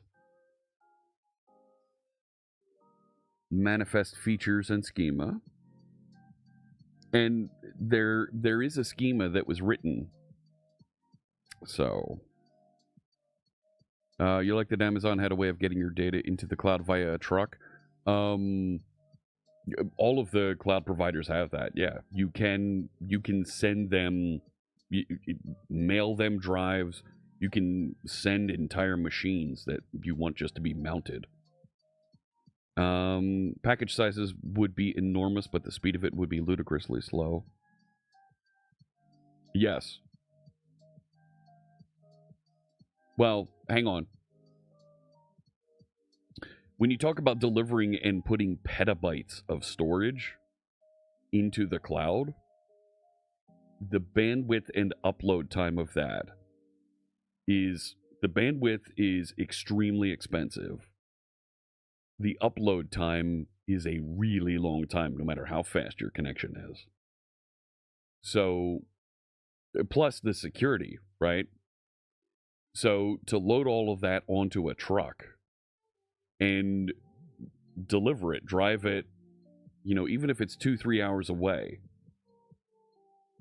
packaging, driving, and delivering that, right? Even if it takes a day to go through that entire package and delivery process, is still going to be faster and more cost efficient than trying to upload petabytes of data. Do I want embedded images or generic embedded media? There, Simon, there's the discussion. Yeah. Video upload of one singular C# tutorial. That should be the benchmark. Well, that's different, right?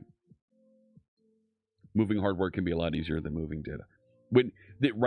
There is absolutely a tipping point where it's more cost effective to ship hardware.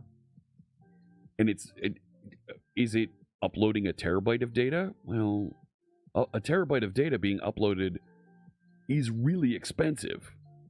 Not to mention then accessing and working with that data on somebody else's server. That gets expensive too. But having it backed up in somewhere else that's available, is it worth it? Is it worth it to you? Is that something that you need? Maybe. Maybe. So we defined what a plugin install process is. We do need a way to enable and disable plugins. That's not built yet. So plugins are packages of files, manifest features and schema. So now we need to define like system plugins. Another class of plugins provides various system features.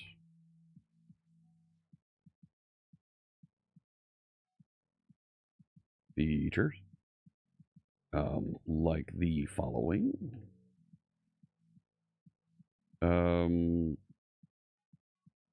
Database storage for content.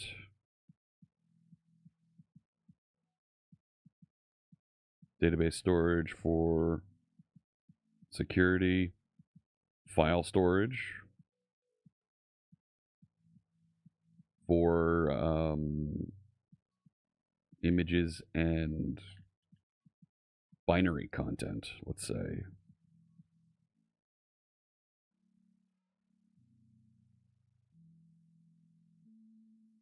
Text-based content, let's say that. Migration system downtime is expensive. It is. Totally. When you start talking about migration of a SAN or local data center, it's a whole other discussion. There are folks who plan data center migrations, and it takes years to do. When I was a kid back in the late 80s,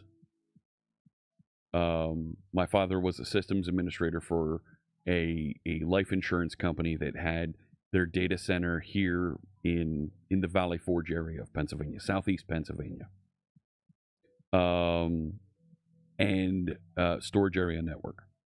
It's a lot bigger storage set of appliances. At that time, they in the late 80s, they had giant mainframe, and it was sitting here in Pennsylvania, and they had at that time they had gigabytes of storage that were connected up to it, and they had gigabytes of backup on tapes, and they had automated tape drives called a silo that robots would spin around and pull tapes off and put it in the tape drives, and they would back up data from the mainframe. Well, for business reasons, they were relocating the data center because there was no cloud at the time. It was the late 80s. They were relocating the data center to Louisville, Kentucky, okay? Now, right,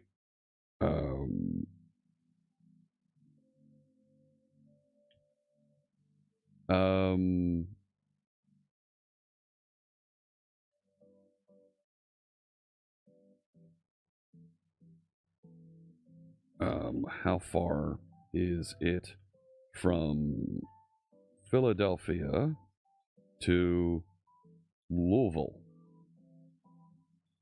Not Louisville, Louisville. 673 miles, so about 10 hours of driving. You see that? It's about 3 states away. And they were moving their mainframe with all their data this far. They decided to do an upgrade as they were doing this. So what they did was they bought a new mainframe and they installed the new mainframe, the next one, in Louisville. And they set up an initial block of storage over there.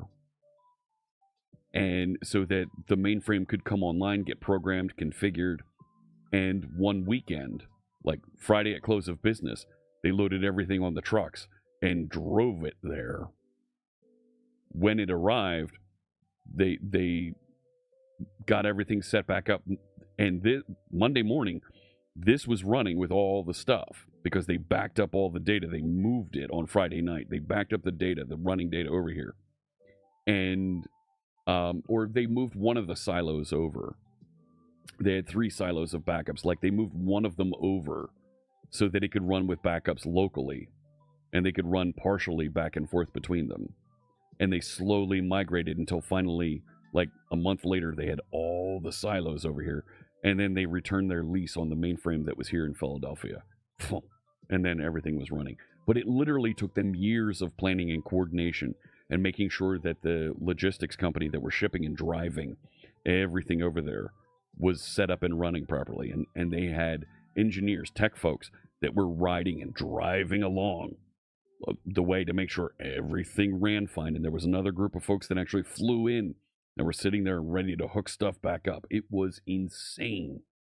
But it took years to plan, and there was a team that landed in Louisville and took care of it. So that's not something that you do easily in the 80s. Now, 2024, you can probably plan and back up and get something backed up and migrated into the cloud in less than a month. Do I think that developers who refuse to use AI as a tool in their work will benefit, face challenges, or experience no significant difference? I think they'll face challenges. Not right now, but eventually you'll face challenges.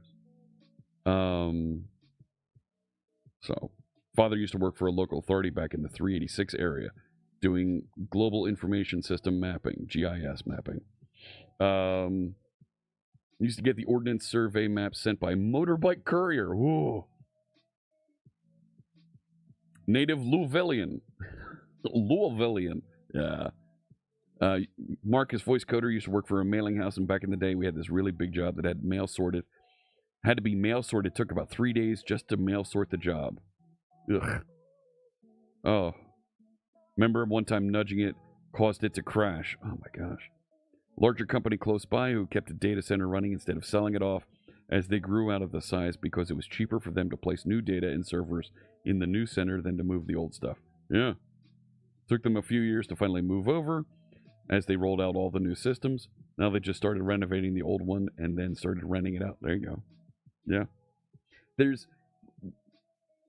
When it comes to enterprise and government, maintenance of data and migration of data, conservative approaches, making as few changes as possible, right, and just add on is the lay of the land. So to be able to add on things, and slowly as you're adding on things, they take over for the old processes, is a winning way out there. Special companies that freight that sort of hardware, yes, there are. There wasn't in the 1980s, though. But yes, there is now. You're right, Simon. Time to cook for the family. Have a good one there, Stacy. I'm glad you enjoyed it. Great to see you. So, as we think about, right, these are some of the initial types of architecture, not just database storage for security, but security system configuration, right? And that's stuff like Entra, Keycloak, OpenID, file storage for images and binary content. That's where we're going to go next. How does that work? How do we wire that up? I think there's a class of each of service that each one of these things provides that we should define some sort of contracts around it.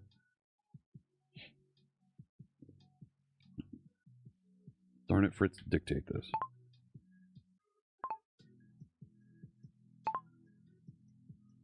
Each of these types of plugins that support the architecture of the framework need some sort of a contract that defines how the framework interacts with them, comma, how other plugins interact with them, comma, and how they're presented to the public on the website.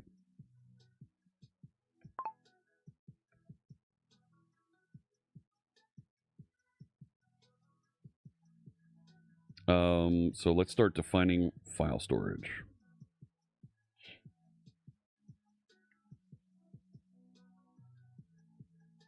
You asked one of the AS400 DB2 guys, what do you mean you can't just add a field, right? Ugh. Are we going to allow metadata of the uploaded images, or will we clean it? All good questions. Don't know yet. Let's work on getting it stored. Maybe that's an option that an administrator can configure in the site settings. Got a lesson from him on why it was a pain instead of just adding a new hanging table. Yeah.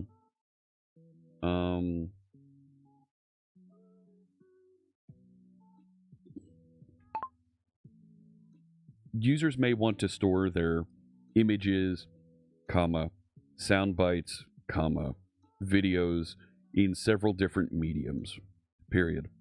We should be able to support storing with one of the public cloud services like Azure Blob Storage, comma, S3,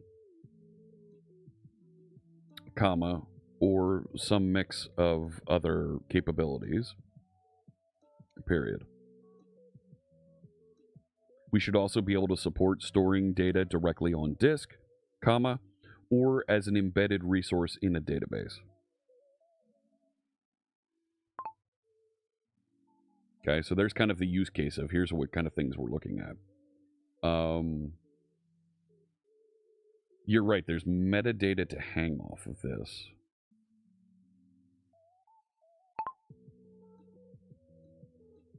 Should we provide a storage mechanism for the metadata that goes along with the files that are being stored?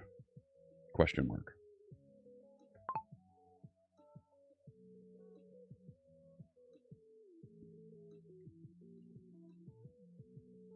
I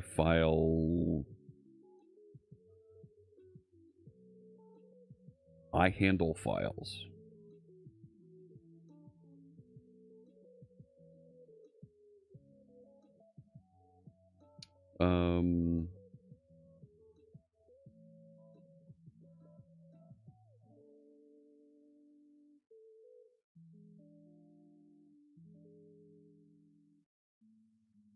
We defined a capability in the plugin.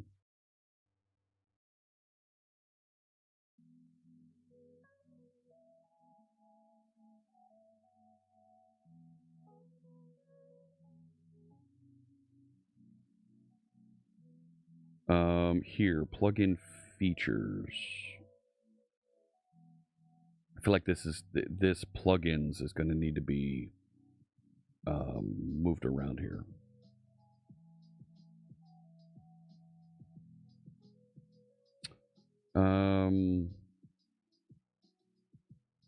Many hundreds of thousands of back office system devs keeping the lights on with code bases. Yeah, totally right.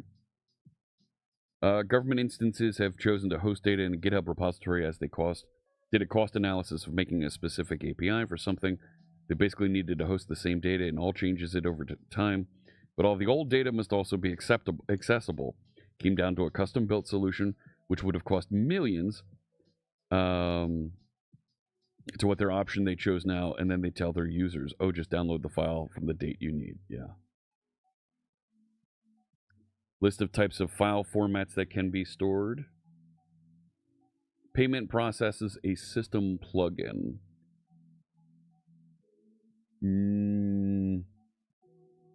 I don't know. That's a good question, DGen1. Let's open an issue for a payment processor plugin, because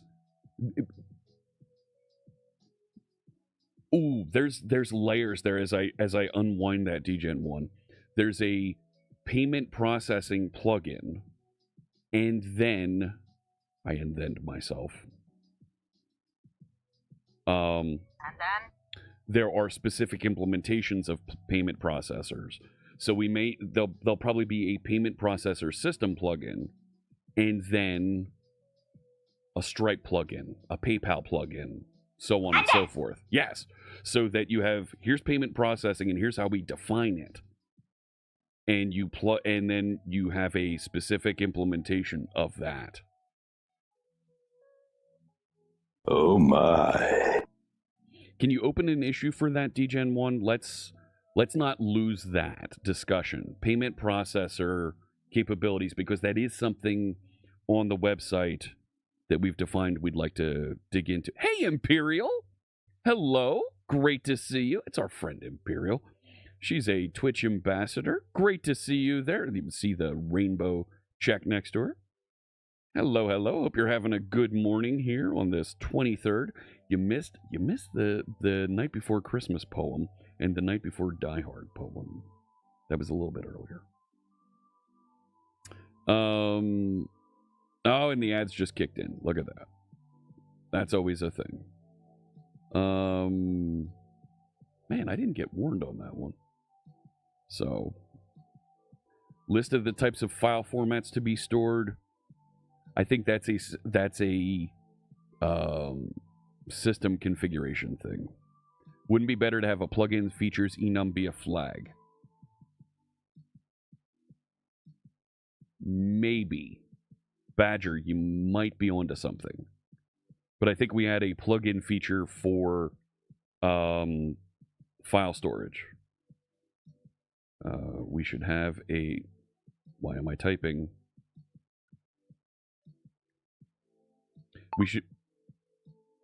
We should have a plugin feature for file storage. Why did it not put a space there? Get rid of that. And I turned off the keyboard cam. I'll turn that back on. 45 seconds, we'll be back. There's the Digma keyboard. Mythin with a question. How can I add a claim to a user object when using ASP identity? You need to build the user interface to do that. And it's in user manager, add claim to user. There is a method on user manager, Mythin.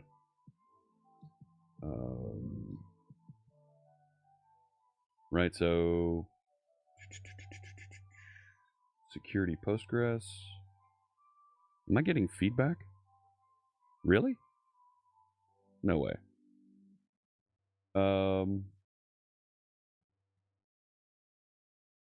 Right, so if we go to like manage index, there's user manager. Show me one of the user managers.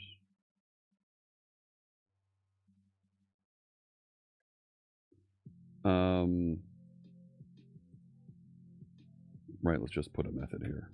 Sure. Do nothing. That's a great place to start. Right? User manager, add claim async. There it is.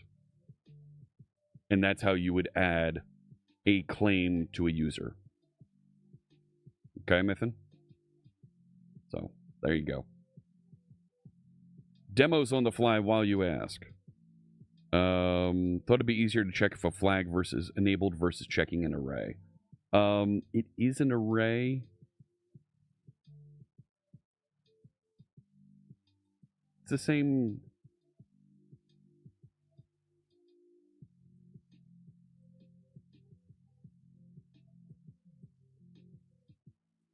I'm of the mindset, right? So if it's a flag, we're going to run it. We're only going to have 64 types of features that we can define. Because we're going to run out of binary, right? It's going to get too big.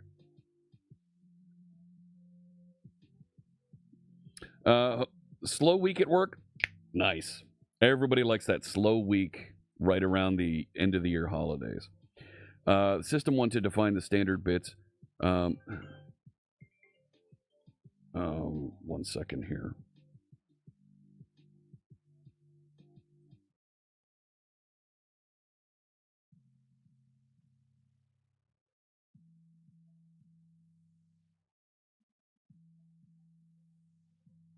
One second here while I keep an eye on things.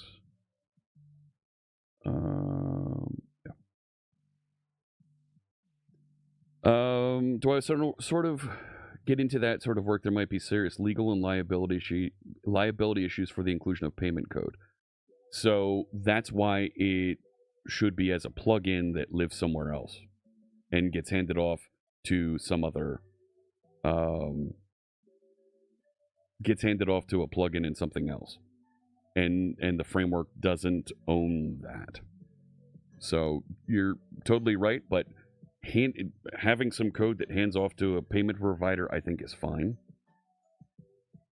When you clone a repo where a project uses authentication identity, how do you restore the clean database? This has a seed mechanism in it.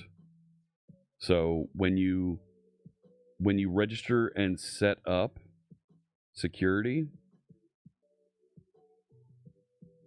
Here we go. There is a register services interface that I've already defined to be used for stuff like this. That gets configured when this is built. Right, there's all this stuff that it goes through to configure. And there's a thing here, configure the database context, and it goes and sets up the migration history. And there's a run at startup method in here that checks to make sure that there's an admin role, an editor role, a user role. And if there aren't any users, go create that first admin. And with that, initial password. So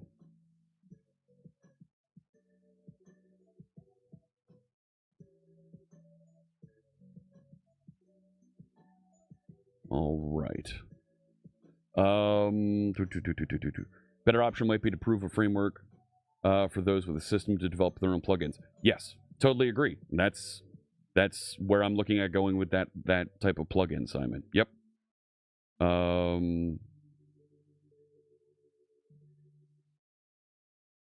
So added a field in application user class, annotated it with personal data, which makes it automatically picked up. Now I want the field to be present in the claims principal. Why? If it's personal data, why?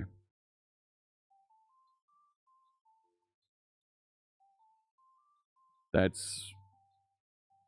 If it's personal data, it's not a claim. A claim is security significant data.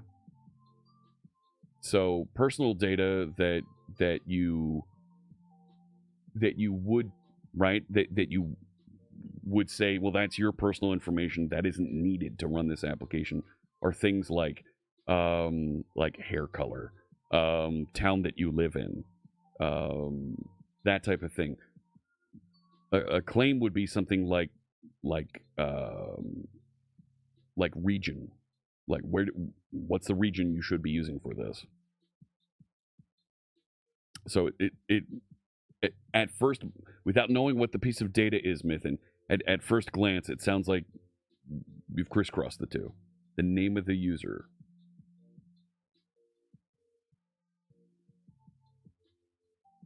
Yeah, you can put that into a claim, and there is a username, there is a name claim that you can use for that. So, thinking of the system plugin which drives Postgres versus MySQL implementation, ensuring the right dependencies get installed. So Badger, that's right. That type of thing is where we're going to start going here in allowing this content to be defined outside of the application and get it injected in. So, right, we're getting into some more intermediate to advanced topics here of defining how we add features to this framework. Gets filled with the email. In identity, email and username are the same. There is a way to swap them. Off the top of my head, I don't know what it is. I'm sorry. Component that hands off to a payment provider doesn't cover all the requirements for this, like 3DS verified by Visa. Yes, and when I say a payment provider, right, we can be as light as possible so that that's defined and managed somewhere else. Just some way to hand off and provide a way to have a payment button that hands off to that other stuff. Not a problem that we have now. Definitely a discussion to have. And I want to make sure we park that discussion in the issues for the project so we can come back and discuss later. Because it's a very important topic with legal ramifications, international legal ramifications, that we don't want to run afoul of. You know? All good discussion points there. So we should have a plugin feature. Plugin feature is one of these.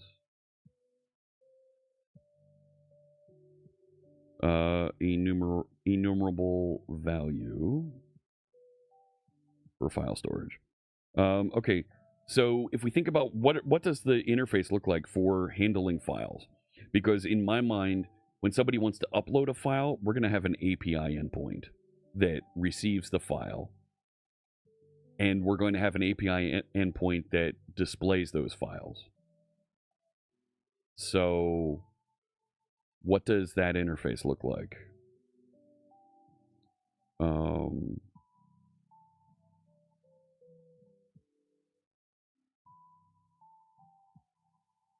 Yeah, Simon, you're stepping right into some of those international legal issues that we don't want to deal with, and that we absolutely should park, and make sure we draw a good definition between those, so that for payment processing, SharpSight stays completely independent of all of those operations. It literally makes a request into a plugin that says this person wants to submit a payment, and we're going to store a reference code somewhere for that thing. That's it. And everything else is somewhere else. Thank you so much for the follow. Appreciate you joining us. Will stream my what? Will stream my end soon. Your end of what?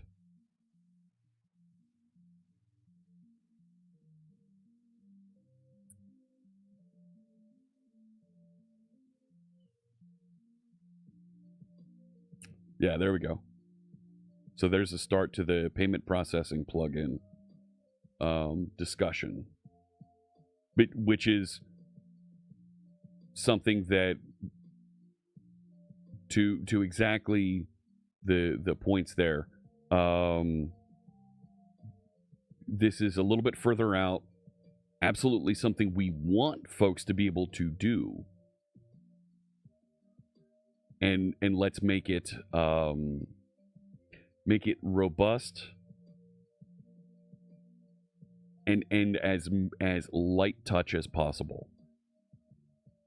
You press a buy button, you have a page that lists, here's the things that I bought, stuff like that, past orders, and be able to do that, but hand it off entirely. So I'm going to mark this as discussion. Help wanted, question, so that we can iterate on this. And I'm also going to set this for right now, future milestone. No need to work on this right now, but it's something to kind of put out there for discussion, because long-term vision, absolutely something we want to support, but we need to step delicately into. You've added a different field. I did that, Myth, and I call it display name. Yeah. Email and username are two separate claims that are out there, and it's annoying that username is email. There is a way to remap it. I don't know it off the top of my head. So, I haven't seen. Never mind. Okay. So I appreciate that discussion. When I think about, and I'm going to set up a little bit of a Lonnie. When I think about what to do with handling files, let's talk through this first. Oh man, that's good. I think of two initial interfaces, right? Two initial methods. Read file, put file.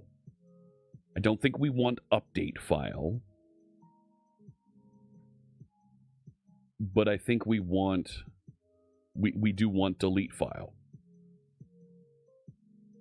because I don't think you want to update so much as you want to, maybe it is update, but it adds a new version and the old one is still sitting there.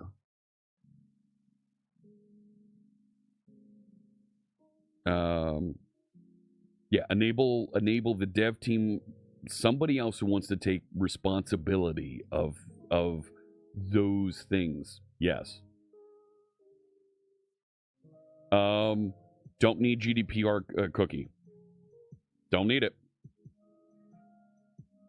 You need the GDPR cookie if you're collecting data. We're not collecting data. Don't need it.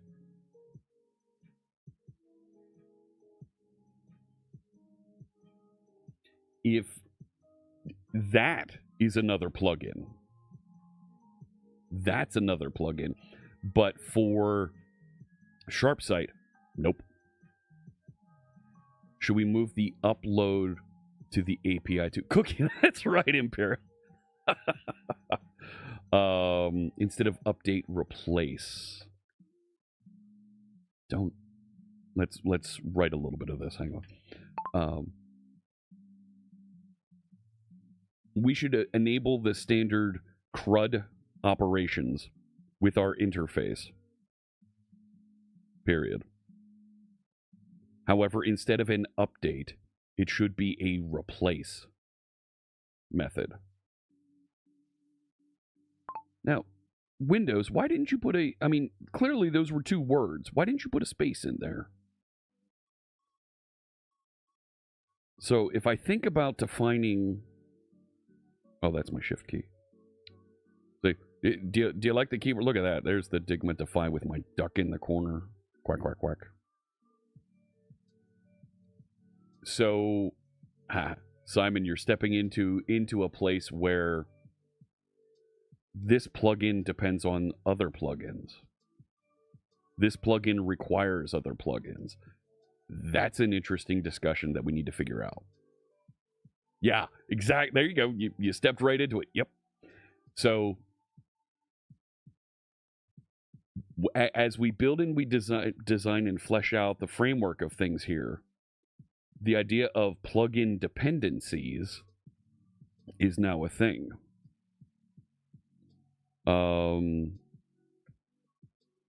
Right, so we've put together this idea of plugin manifest and schema.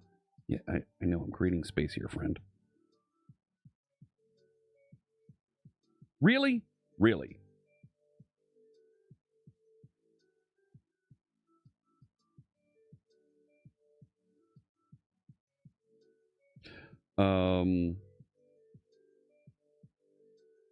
Enable, disable, and then no.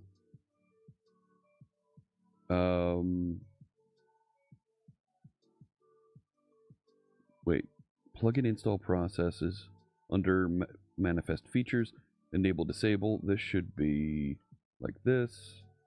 Plugin dependencies. And I am writing here in Markdown so that things look nice in the documentation we publish out to the public website. So,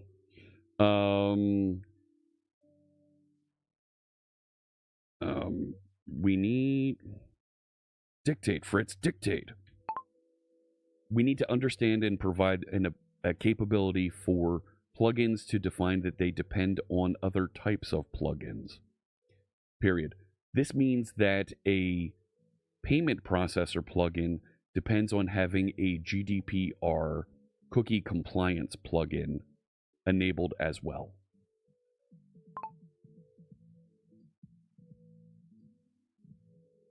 Man, Windows dictation has gotten worlds better, hasn't it?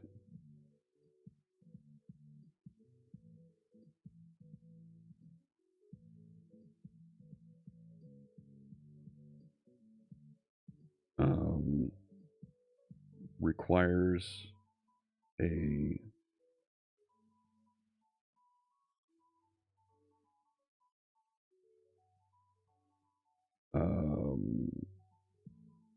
no, requires a GDPR cookie compliance plugin enabled as well.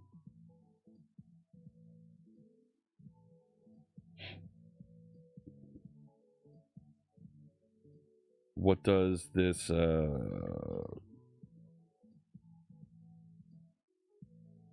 plugin relationship look like? How do we enforce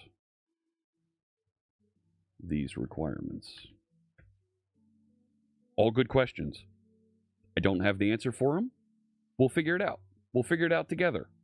And it's going to be fantastic to work through, discuss, and figure out. That's part of the journey that you're getting on this stream, right? We're not just talking about these things. We're taking your feedback, your points. My gosh, Simon's had some great points discussing what are the requirements and some of the issues we're going to run around with payment processing. It's not something that we're building right now, but we can park those discussions somewhere and interact with them later so that we can properly address them when the time comes that we're building those things. And I very much appreciate all the feedback that's going in here. The source code is all available. Check out the message that is pinned to the top of Twitch chat. If you're watching on YouTube, if you're watching the recording sometime later, the link to the repository is right there in the description. I want you to go to GitHub. I want you to star this repository. Check it out. Fork a copy of it. If you're not familiar with GitHub parlance, that may have sounded dirty, but I promise you it's not. Go check it out, okay? Forking a repository. Wait, Master. What? It might be dangerous. It's not dangerous. You can do it. Get your copy of the source code. Tinker with it. Play with it. Try it out. It's really, really cool stuff. You can learn something from it. Open issues. Write comments. All right? I want you to be a part of our project. Go into that issues repository, and you can create and put comments in here, and then we'll do them on stream. We'll talk about your feedback and give you positive, maybe negative feedback, discussing it, but we're going to give you genuine feedback around comments, suggestions, code that you submit, and it might get included, it might not, but we're all going to learn something together.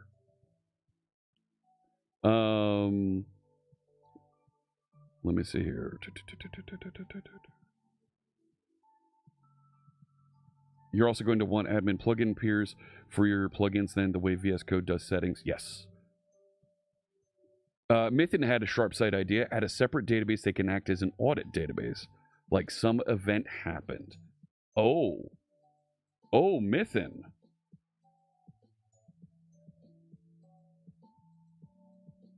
So, an audit logging set of features. Right, we need audit logging for actions on the website. Do you mind if I open that, Mythin? That's a good idea. That's a good idea. So that as plugins are uploaded, themes are chosen, users are added, users' roles change, that audit trail is stored somewhere for administrators to see that log. Yes. Is that a plugin? No, that's not a. That's a set of features, and you'd want to plug in where to store that stuff. But it's a logging feature there. That's a great idea, Mythin. Let me know if you'd like me to create it or if you want to jump in to the issues and post that. And you out there as contributors, folks that open issues, that contribute, we've got you're going to get listed on the site here. We'll have your GitHub information shared out there so folks see that you've been helping out. Are all cookies not at least slightly imperialist? I don't have any Star Wars music handy. Did my Stream Deck crash? No, it's right there. Yeah, I don't have any Star Wars music.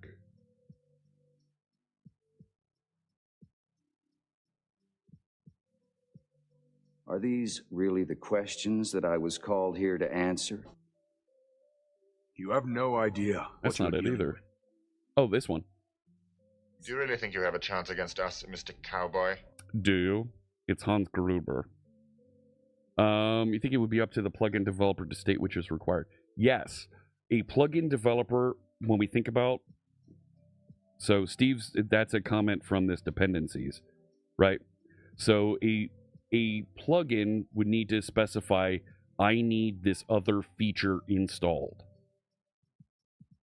So we're defining that there's a feature here. So there might be another element we add to the schema that says dependent features, that says this other feature must be installed.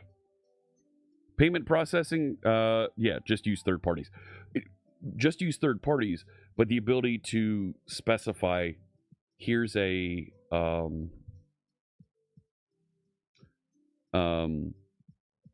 here's a buy button.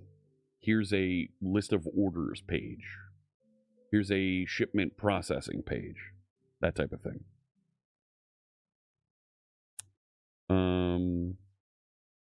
Try to funnel some ideas. Okay.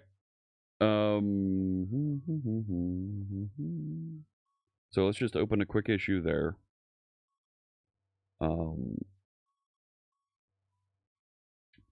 Logging or auditing for system interactions.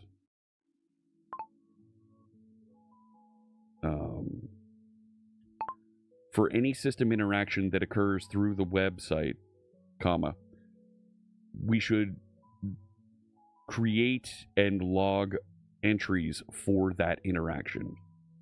Period. New line. New line. Examples of interactions that we would want to create log entries for include colon, new line, bullet, space. Oh, come on, you're not going to do that for me? Geez, Windows. No. Let's do this. There we go.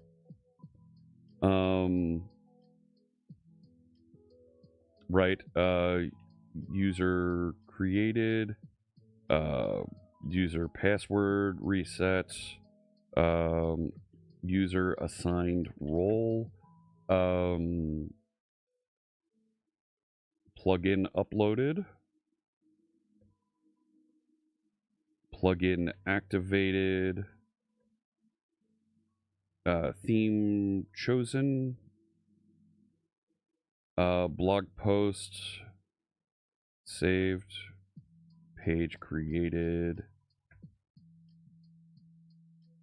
Those are examples. I don't need to put an etc. This is going to be an epic.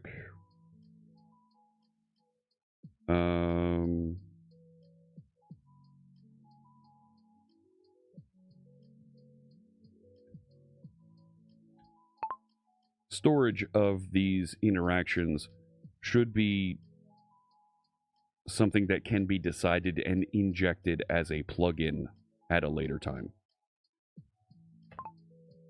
Oh!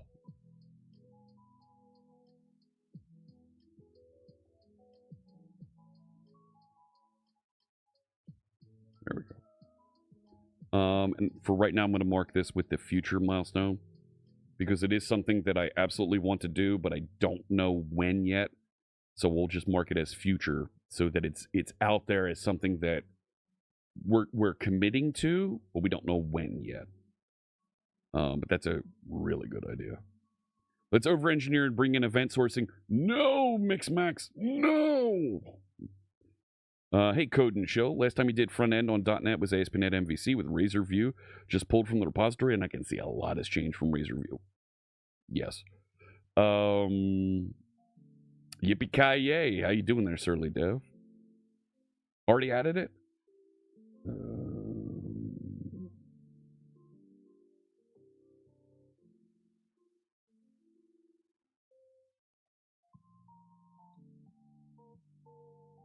It's more than just specifying a dependent plugin, also having special types of plugins, such as an admin or settings. Yes. And that's why we've kind of defined it as features. And those are the things that we need to set up. Default writer should have a code contribution. I thought he did.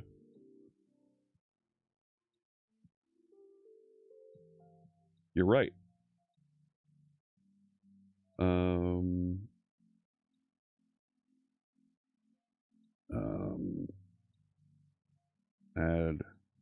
contributors. Let's get the bot to do it. Please add for contributions to code. And this should open the pull request and push that through, because all contributors, the bot will see it. Right? Yeah. And start generating that pull request. It's more than just specifying. Yes. Okay. Yeah. Accounting needs. Oh, I'm sorry, Methan. I didn't see it. Can't help think that there must surely be an existing framework for this sort of extreme extensibility. MEF was a thing. Come on now. That should have woken up and done a pull request.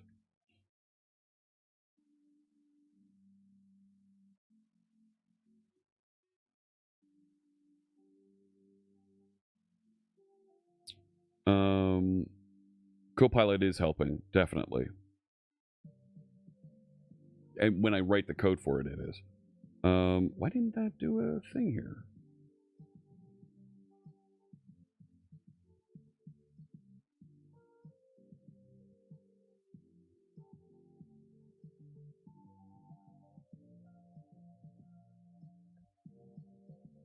Initial contributors list. There it is. Oh, all there. I put a space in there. There's no space.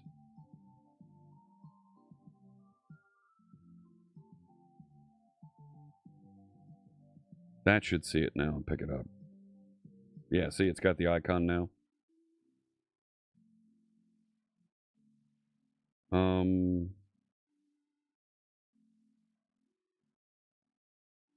Come on, pick it up. Pick it up, pick it up, pick it up.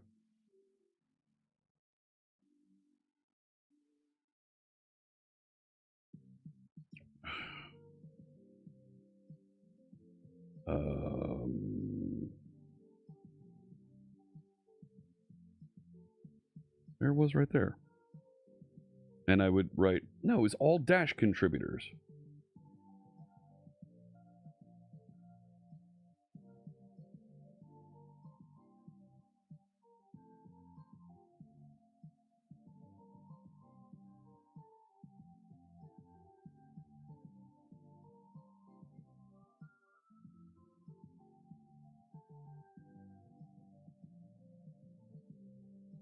Like, that should pick up and do its thing, but it's not.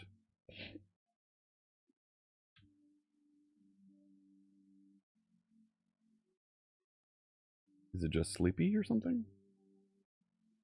Setup wizard. I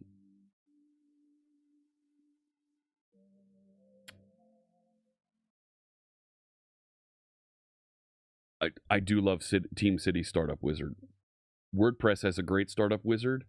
But that is, I believe I called it out of the box. That's similar to 121.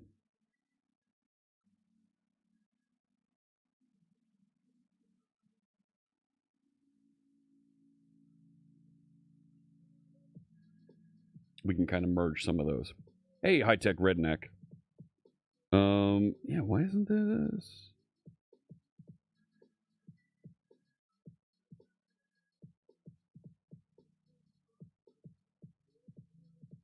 Right, that should just do its thing there. Chuck! Chuck Beasley just resubscribed for 28 months. Thank you so much, Chuck. Really appreciate it.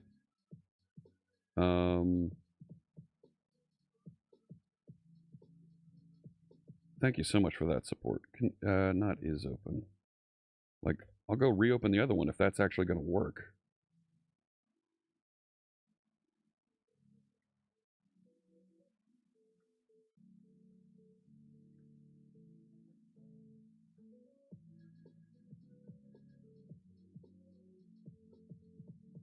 All contributors. Right?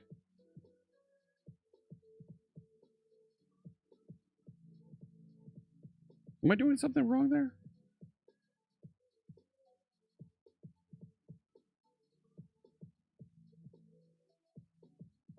Like, it was picking these up immediately and updating.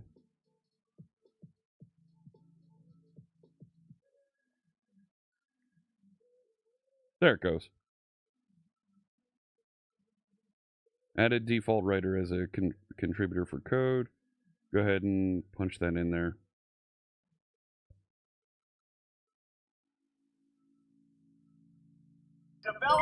Developers. Thank you. And there we go. Yep. Thank you so much for the follow. Appreciate you joining us.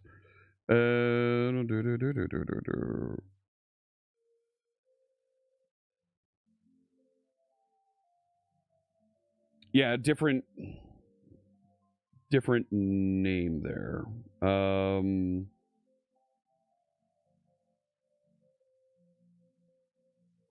Right, I call it out of the box startup experience.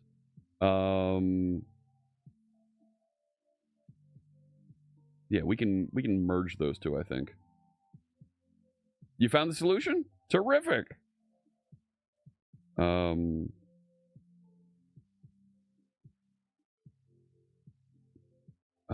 Isn't there a merge?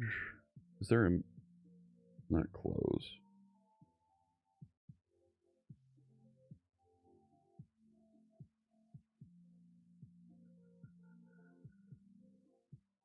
Transfer?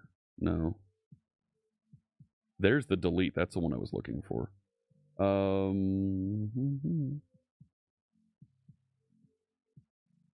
No. Yeah, let's merge the two. All right, where was I? So we've been defining what a file system, and I think we have an iHandleFiles interface. Man, we got way squirreled on that one. Input model is not changing on the input of the form. Yep, Hugging Face has a model, and right, so Ionescu's down the path of, so Imperial, you might like this, the idea of having an AI translator plugin, so that you can have a large language model that you point to with appropriate configuration, and for your blog post, generate a translation, or for your pages that you put on the website, generate a translation. Because nothing says that other folks are welcome and can enjoy and use your website quite like it's also available in their language that they speak first. That's cool. That's really cool to be able to enable that. So, Ionescu, can you do me a favor and drop an entry on that issue, so that we can find and work with that perhaps in the future?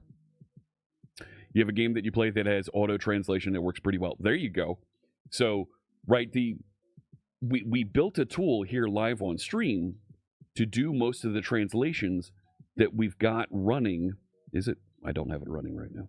That we have running inside the framework for like user admin and just system admin of the application.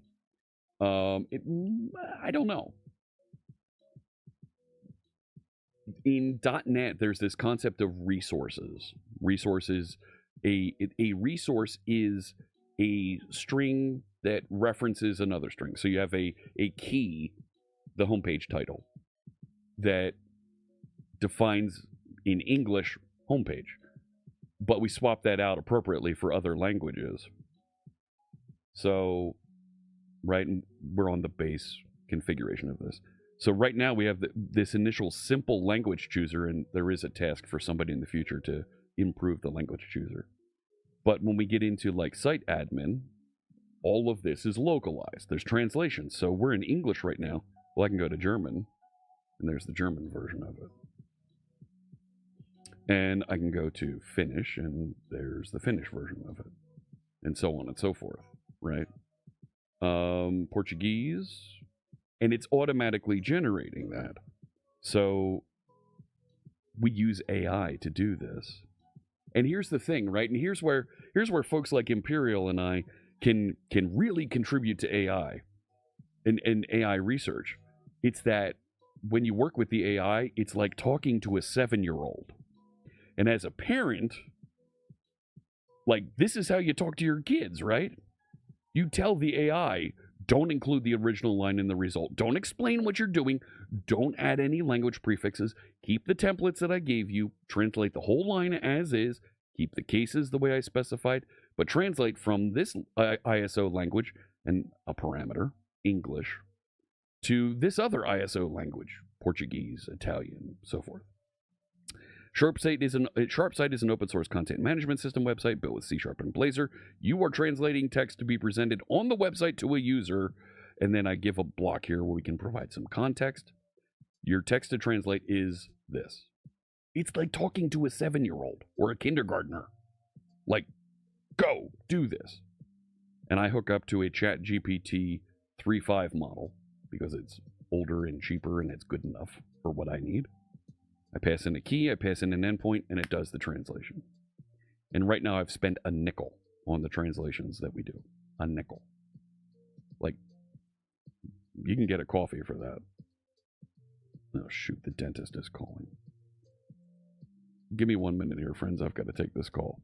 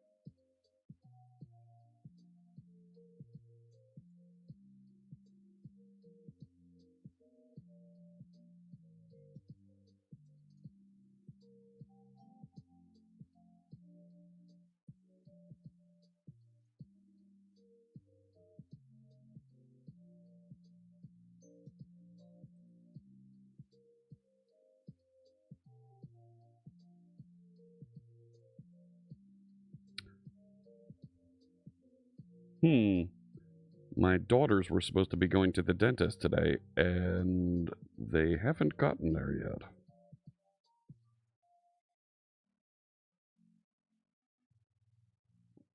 Make a sandwich types of instructions. Yeah.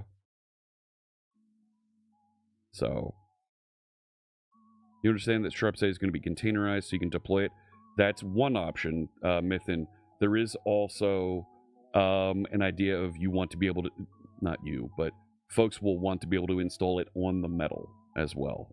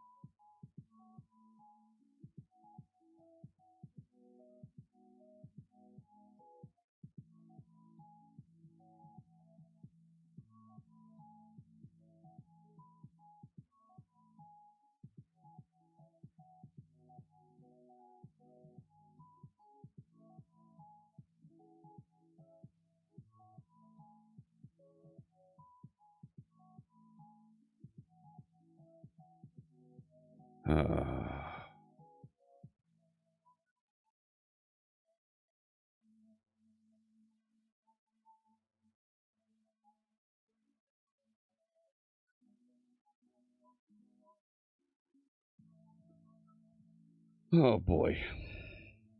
Yeah. My daughters had a dentist appointment today, and they're taking their good old time getting there, and yeah. Let's see.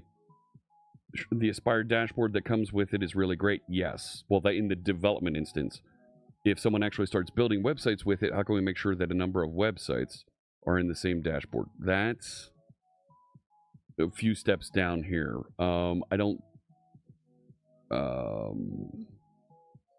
I think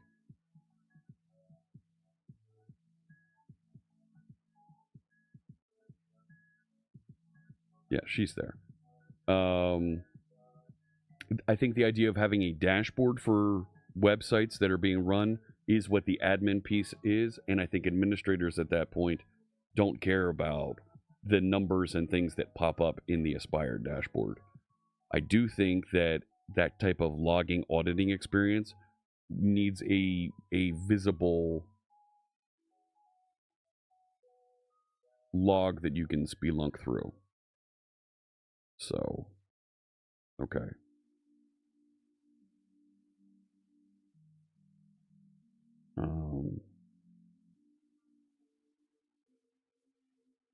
One second.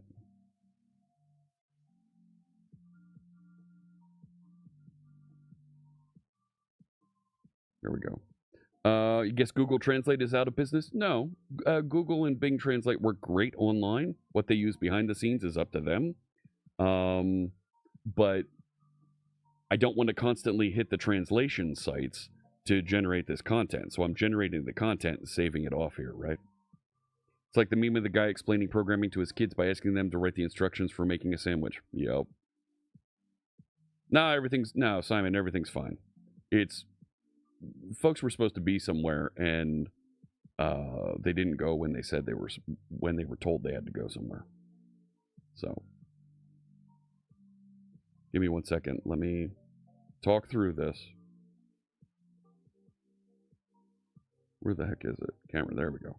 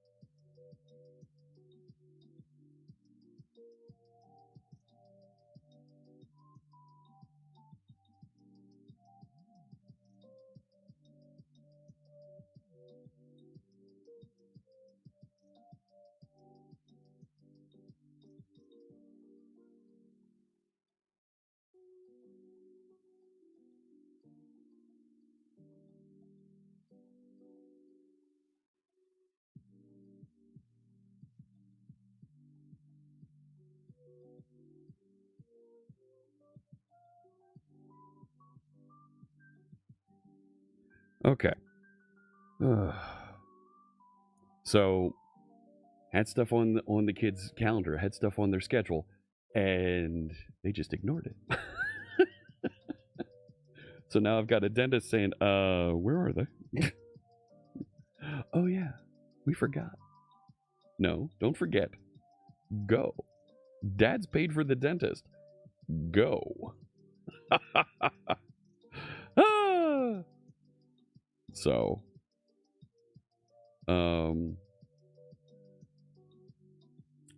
it's not really it's not an emergency. It's not a issue here. Kids are funny like that. So there, I showed you the translator and how it's working out there, and it's really nice. And the translator picks up. SharpSight will detect what your browser is configured for, what language your browser is configured for, and adapt to that automatically. So that works out really nicely to make it easier for folks to use your website, right? But we're going to improve the look and feel here with a default theme coming up. Let's go back and talk about what does a file handling interface look like. I handle files because I like to name my interfaces things that sound funny. I handle files just sounds appropriate. So, and I think we're going to set these up so that they're all retrieving and working with streams. So I think we have a task of type stream, right? Get file. Is it just a stream, or is it a stream? And I think we have just a file name. I don't think we really have folders. I think we just have file names. Maybe it's not just a stream.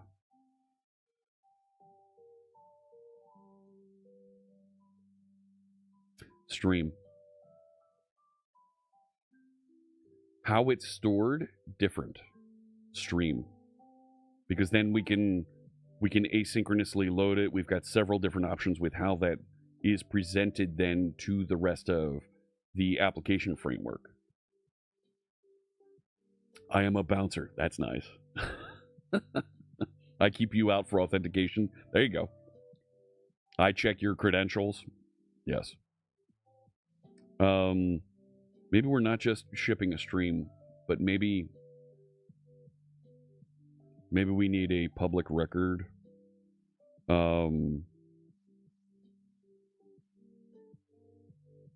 File data.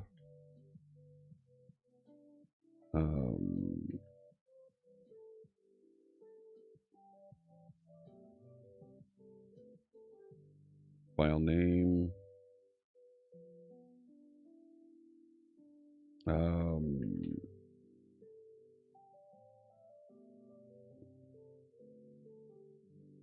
Create date on the file. There's going to be other things to hang off of there, but start with that, and instead we can do that.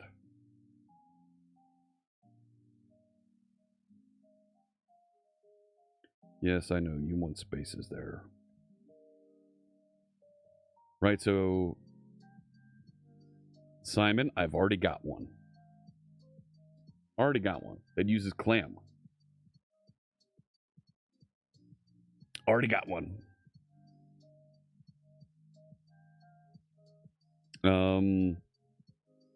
So we want a add file.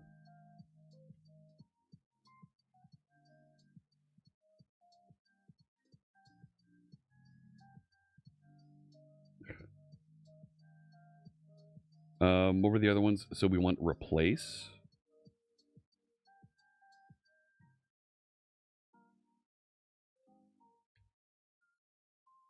Do we do a replace, or do we just do remove?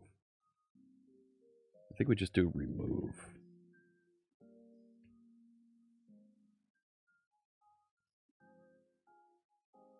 Let's start there.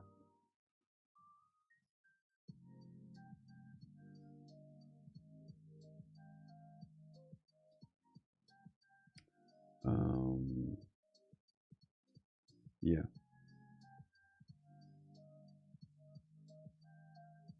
Let's start there and grow this. What is that? You go away.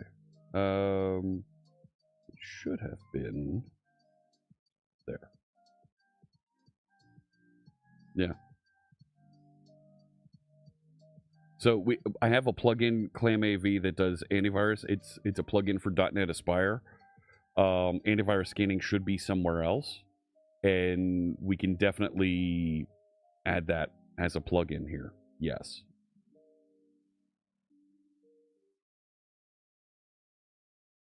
Let's take this and start implementing some of this and see what it looks like. So, right, let's add a plugin feature for file storage. Yeah, go ahead, stop. Is it file storage or is it file management?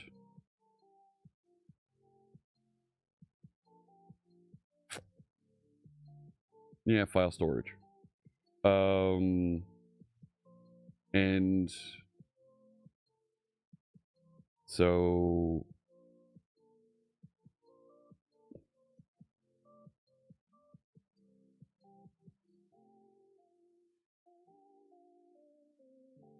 see, I think we have abstractions theme up here that has the style sheets defined. I think we also add abstractions file storage that has that interface defined.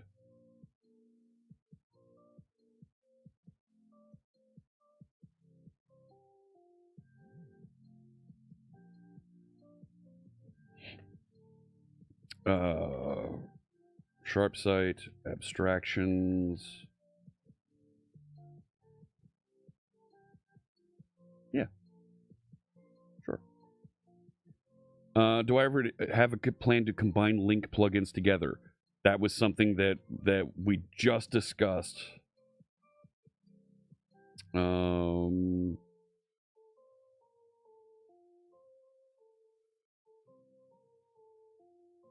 A way to define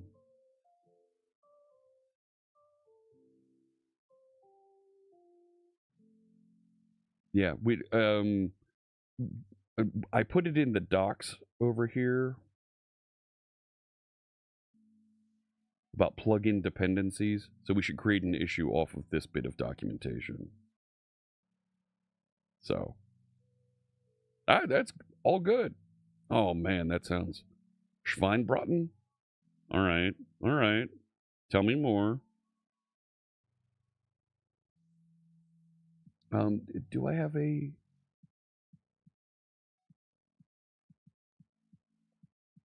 No. Need a way to define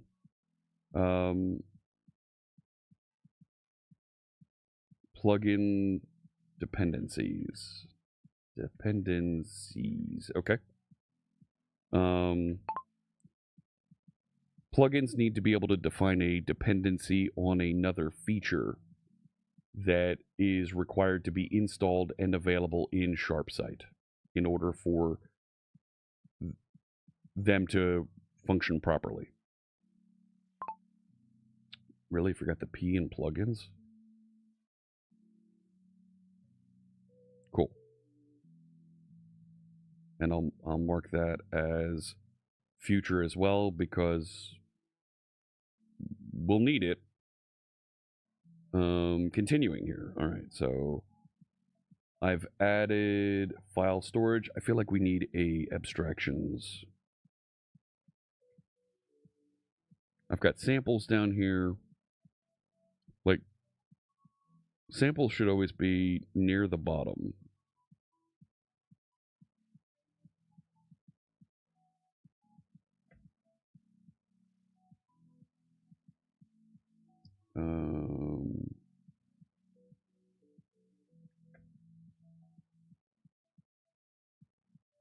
Add a solution folder.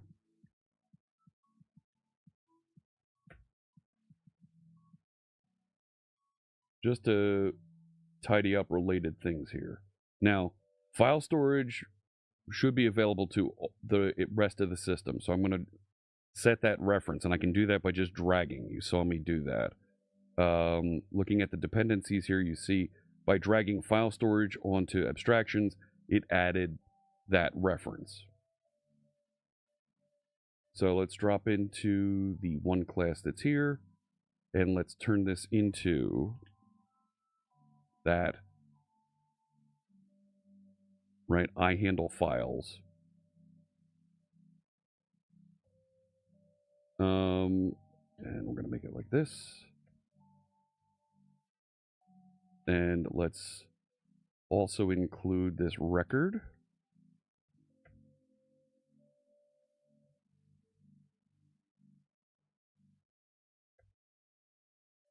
Thank you. And I'll add these three methods. There we go. All right. Let's add some descriptions as to what these things do. No. Get a file from storage and return it with its metadata.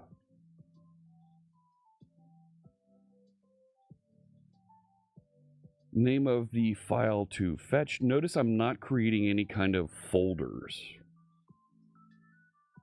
I don't think there is... I don't think we need folders per se. Just create a unique name. The file with metadata. It sounds like we also probably need to get a list of files.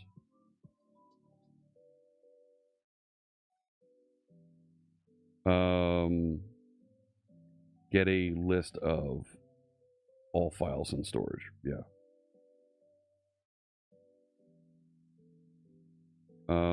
Collection of file names and metadata.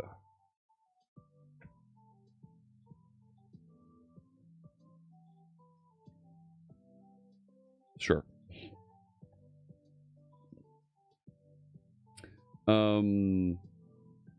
Which tells me then that this is too simple.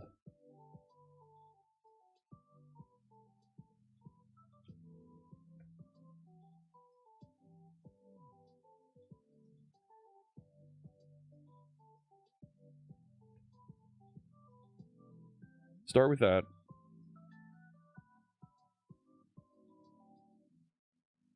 No. Idiot. That's a good name. All right. Why don't you like that? Go ahead, then. Correct the spelling. If you know better than I, go ahead. Fine. Be that way. Then this becomes like that.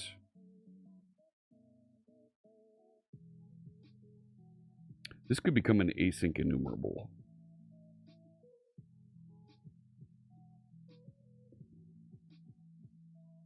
Where will the container name be stored? Ah, that's different. That's something that the plugin will want to configure and save its information about. Pagination on R files. Yeah, good. And our backing of that, that's... maybe. Int page. Int...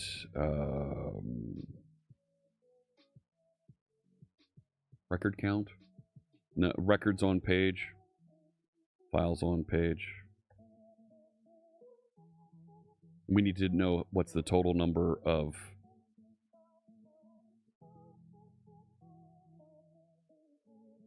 total files available. Like that, right? Add file, and we're going to pass in an entire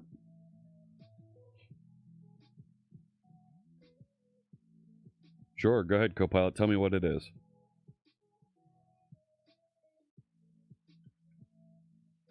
Thank you. What does this one do? Add a file to storage. What does remove file do?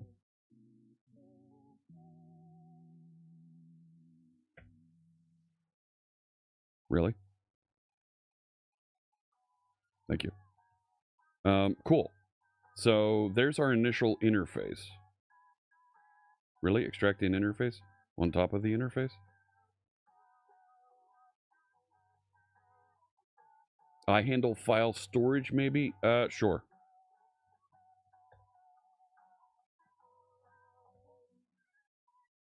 I like that.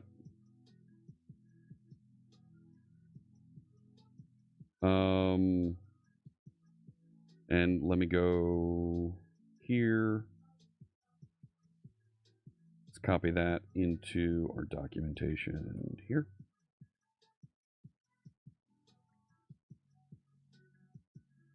That's fine, that's fine, that's fine. But we also added write task, enumerable.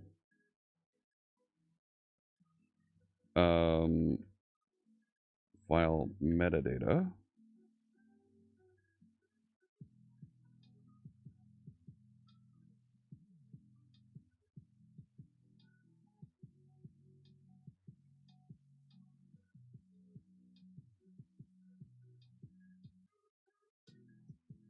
Okay. And there might be a version of this in the future that allows searching for files. No, I know I didn't generate them. I'm purposely. I mean, all right, fine.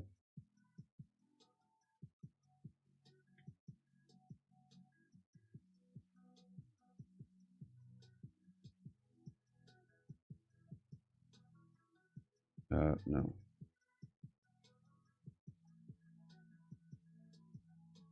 Yeah, see? Thank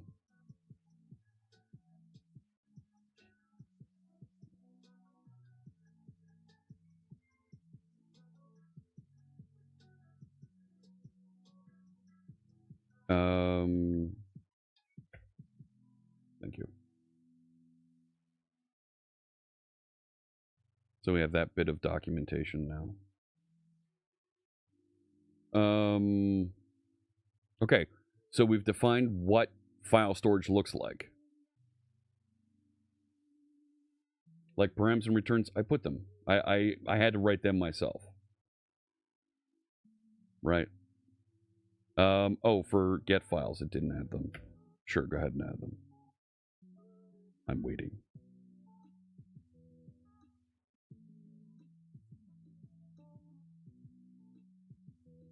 Yep. What's this do? Page number of the list of file to return.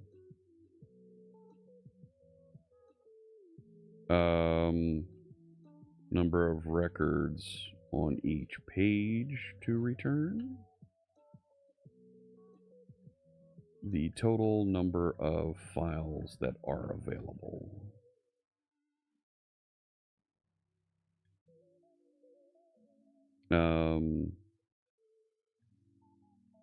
The selected page of file metadata. There we go.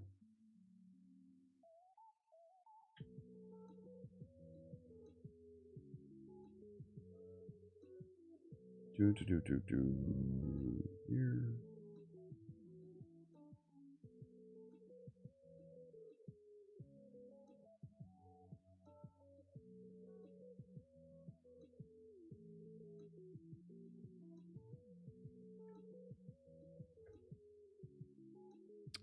Fantastic. All right, moving on. So I think I've got an initial definition of what this is. Oh, thank you, Frackberg. How you doing there? Would you not separate this interface into multiple interfaces, or do you think that's overkill? I handle get files. I handle add files. I think that's overkill.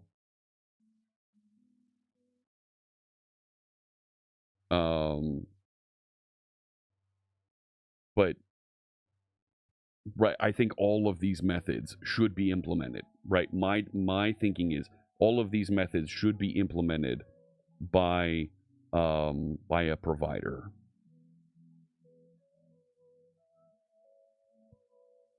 So let's define a plugin that implements this, not how it's going to be consumed yet, but a plugin that implements this. So let's add a new project. This is going to be a class library. Yeah. Right. So this is a Sharp site. What's the name of the folders that I have out there? No, it's sample.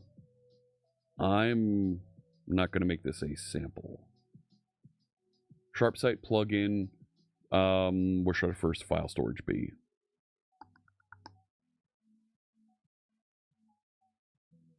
File storage, and I could do database. I could do like Azure.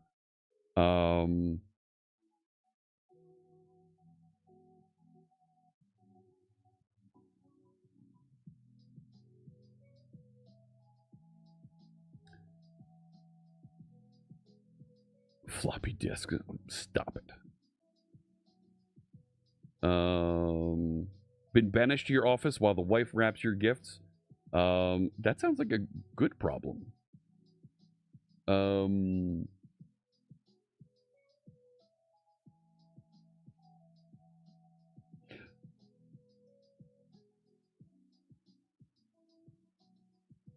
Yeah, I'm okay with file storage.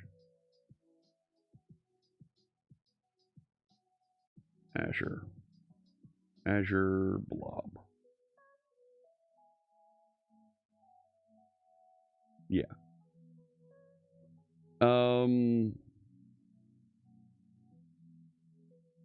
Sure. Let's just do. Let's do file storage, file system as the first one. The Azure one is one I'm going to have to build. Sharp site, plugins, file storage, file system. Right? Should be plugins, not.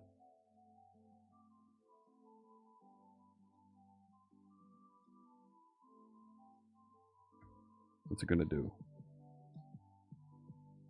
Renaming, yeah. Is it gonna handle it? Is it gonna get angry?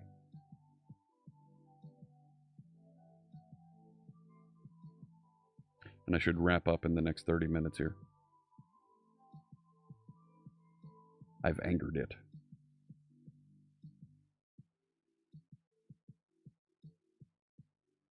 Yep. I've angered it. Hey there, Aztec. Hello. Like,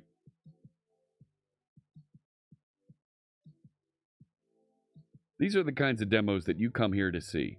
Fritz breaking Visual Studio. Yeah, recover the selected files. Go do that.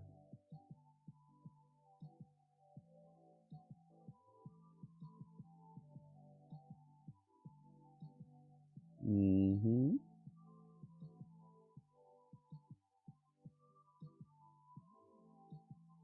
Sharp site abstraction. That's no. That's not where I put them. Oh my gosh. Dude.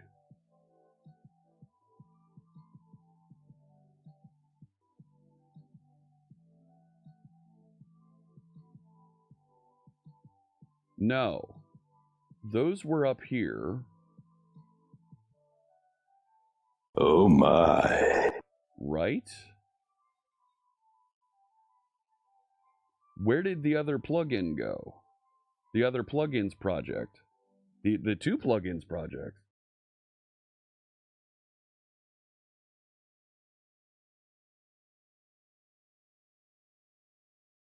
Well, that's not the right disk at all.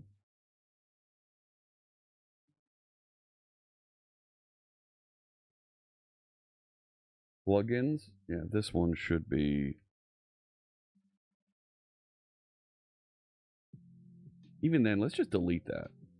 We'll get back to you. You're coming later. File system. There it is. Okay.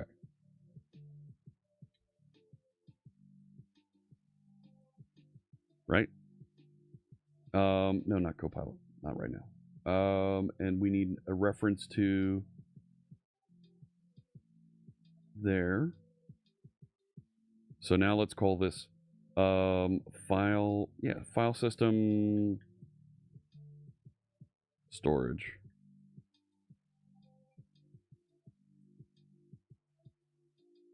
I handle file storage. There we go. Go ahead and implement all that. Now, I'm not using the new solution file yet, no.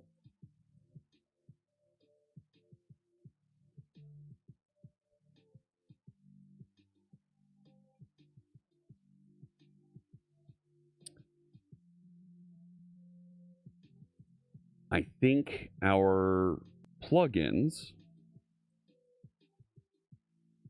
need to be able to reference and say, register myself.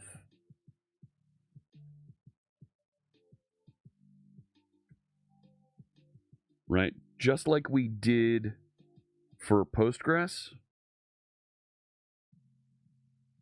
there's a registration that it's allowed to do here that says, here's how I configure myself to run.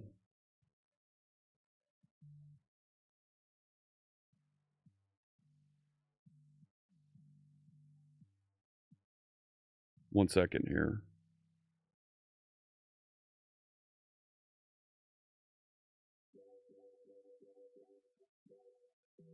Okay.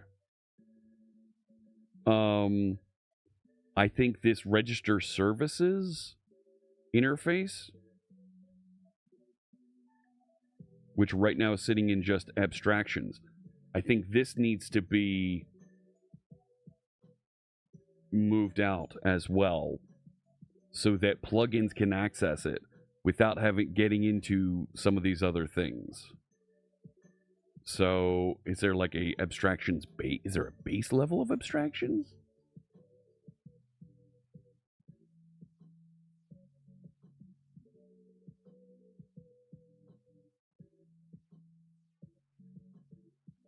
Which feels almost stupid.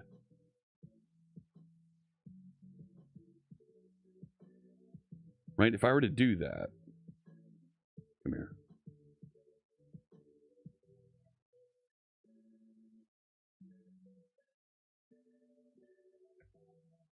Right? It's like the base.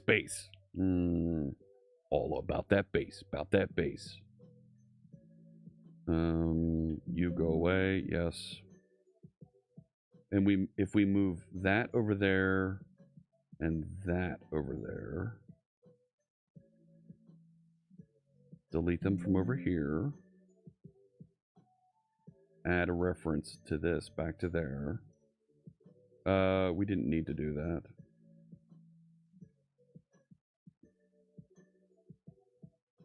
Nah, we should.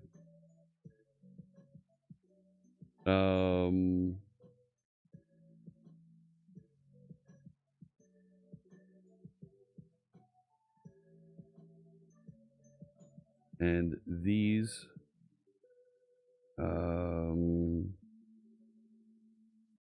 right, there's a reference there we need.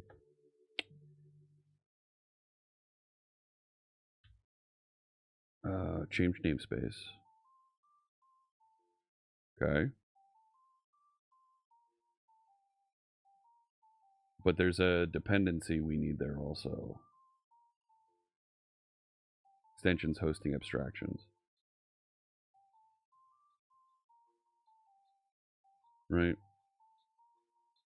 This one.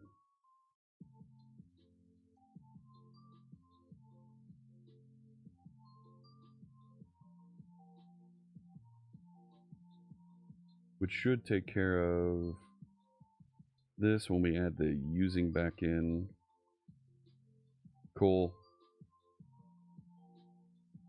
Do the same thing over here. Nope, no need. Well, we need to rename that. Yep. By using the refactoring, it'll propagate that through the rest of the website. Can you do composition rather than inheritance to avoid the basis class?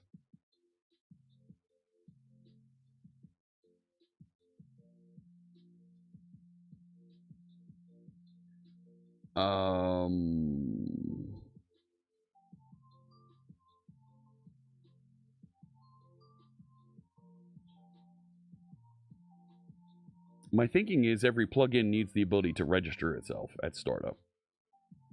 Needs the ability to wake up and say, okay, I have a thing that says register me, go register me.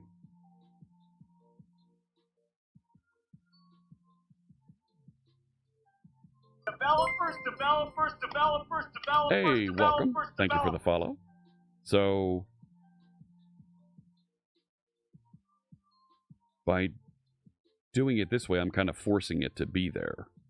And it's not something that, right, when you want to build a theme, you just go reference the theme and it brings it along for you. So, if I go back, here we are in the file storage. I need to be able to register this. Wait a sec.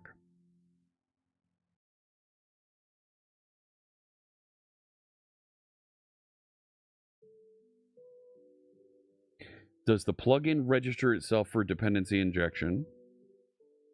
Or does the plugin manager register it for dependency injection?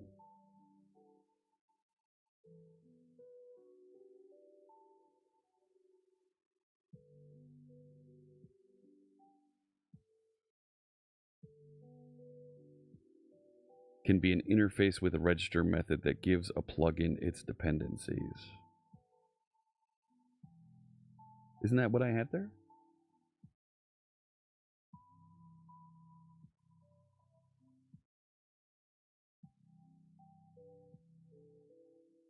Register services, and it hands off the dependency injection, which could be a security issue.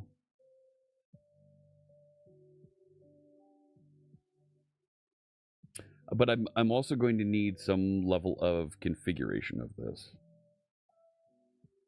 Plugin provides a callback, so plugin controls the how to register.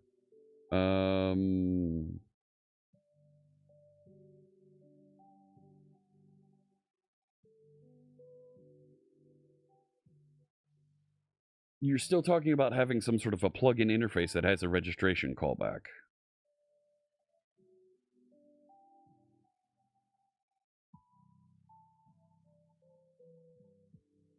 Can we rely on configuration to do the disable retry? Yes.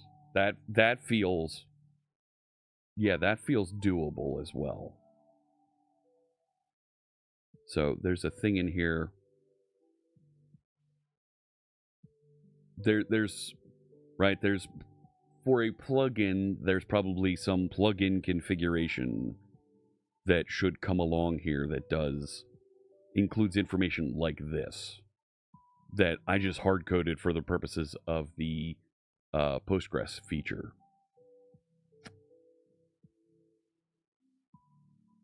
I think we can just bring do we just bring iConfiguration, or do we bring a string dictionary?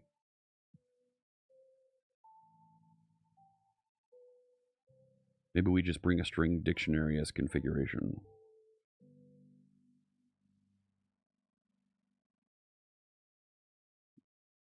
Right, because there's somewhere coming into here is a bit of configuration. Yeah, do we use iConfiguration to deliver to us a key value pair of configuration?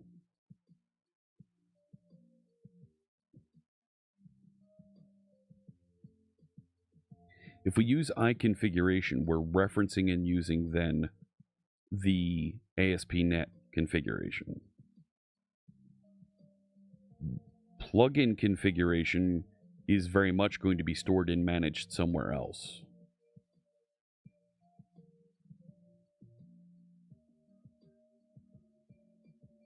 Because we don't want to store plugin configuration with app settings or environment variables.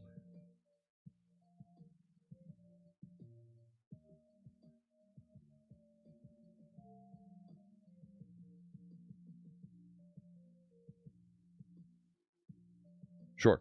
So now we're getting into system configuration. Where does system configuration live? We didn't outline this. We didn't define this yet. We need some way to define system configuration and where it lives. At this point, system configuration is kind of scattered all over. Instead of having one series of interfaces and methods that persist it somewhere. Add start in a minute 45. Boy.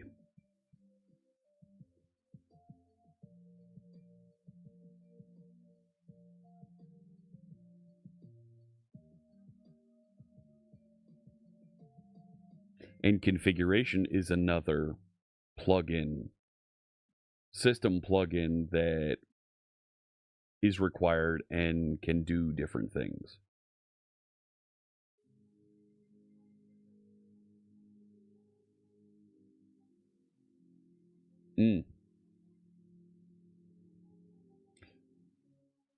Exactly, Mythin. Yes. Yeah.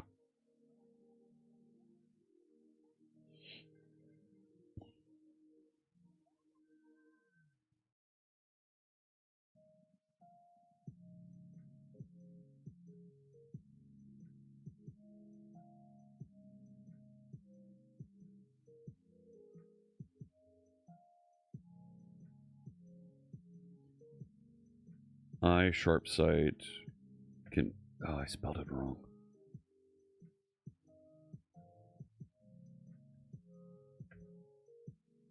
Thank you.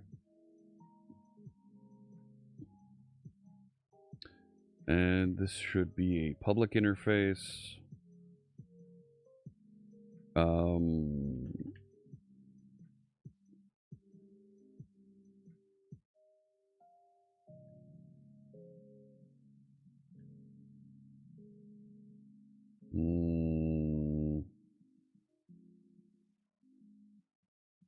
We don't have a diagram.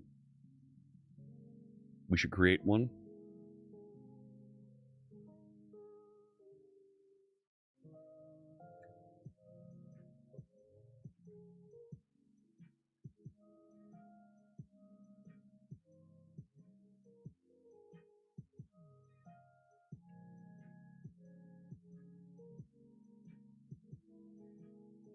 Yeah.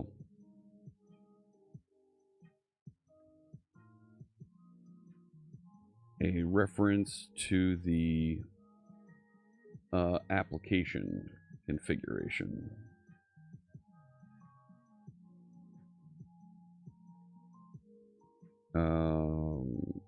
And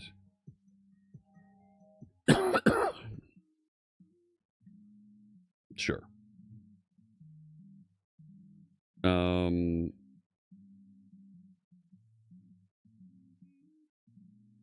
No.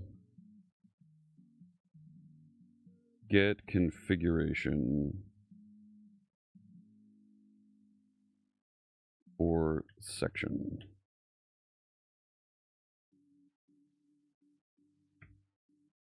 Go ahead, tell me what this is. Yeah. The section of the application to get configuration settings for.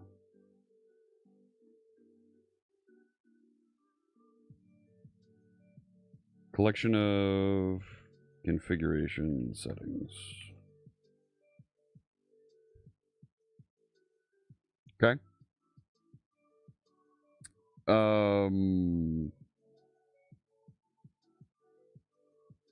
Right. We're very much starting at works in dev and adding interfaces and abstractions so that it becomes easier to manage somewhere else.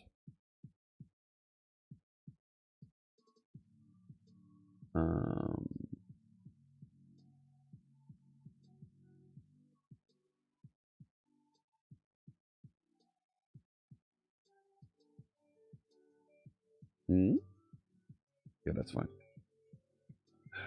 Excuse me.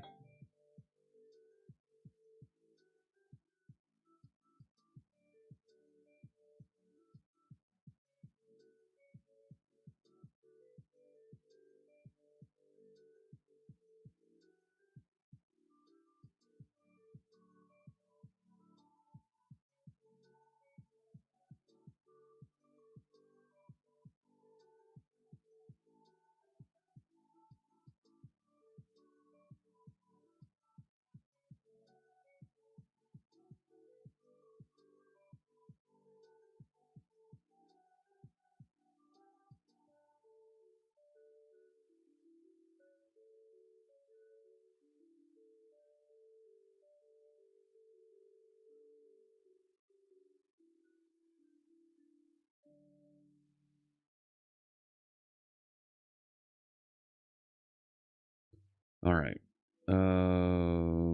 Video input. That's not it. That is. I really need to put these buttons on my Stream Deck. I really do. Hey, Anon.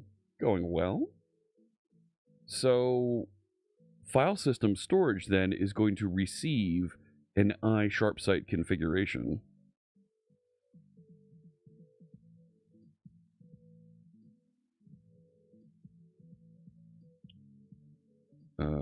Yeah, one of those.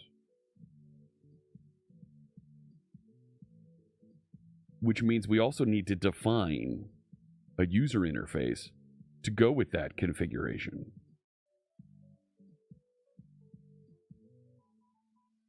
So that you can specify those settings. Right?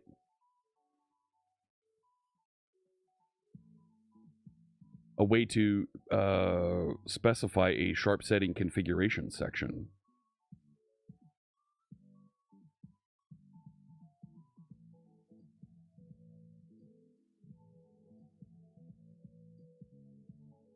Yeah. So let's add another interface. No. iSharpSight configuration section.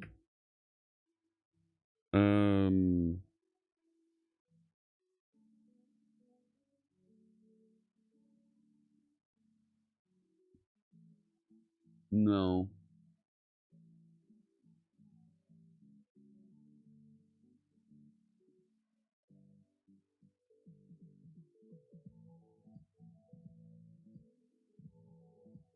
Oh, wait a sec.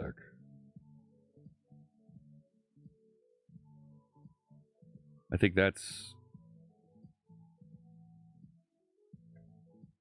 the only one we want.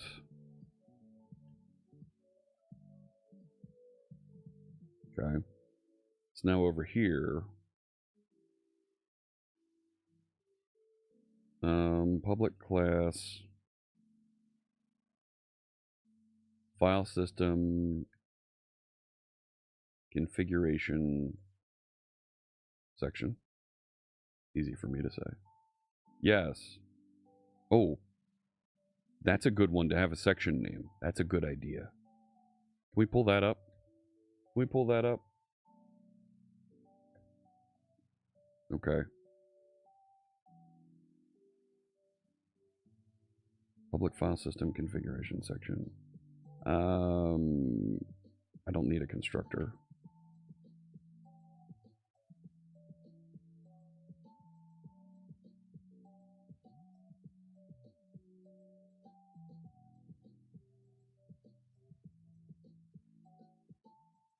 Okay. So then I can do something like public string base folder name.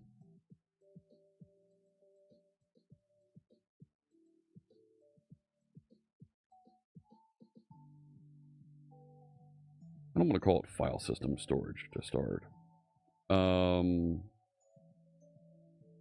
Let's call this uploaded files.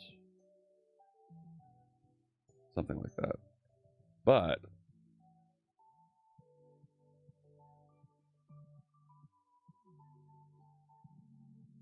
why not use iOptions? Well,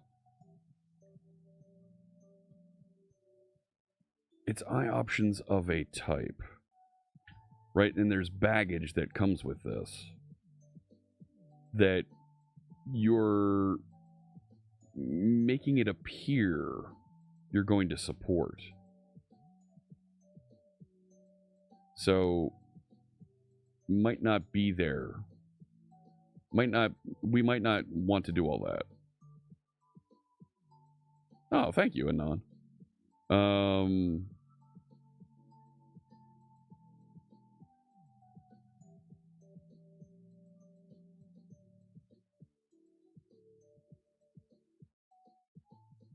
Right.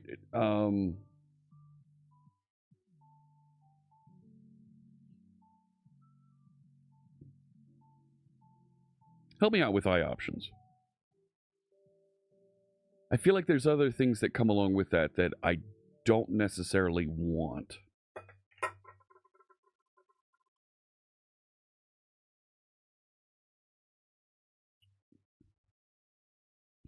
Where I was going to go with this now is I can do stuff like this. Right, and I could say, oh, Jesus. Display name, base folder name. Hang on, I got to take this.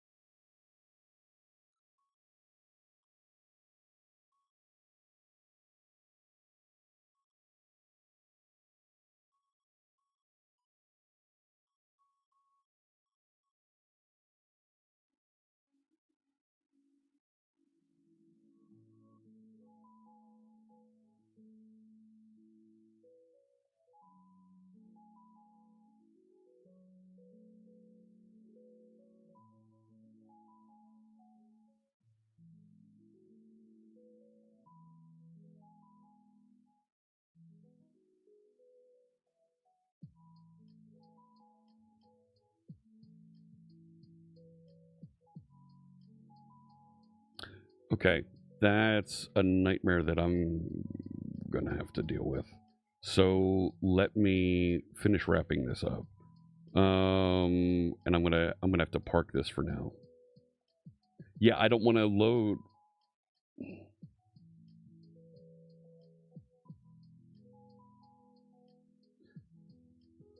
There's other baggage that comes along with iOptions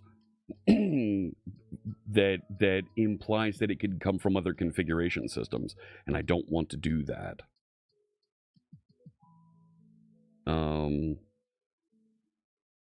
This I should be able to say, yeah, required.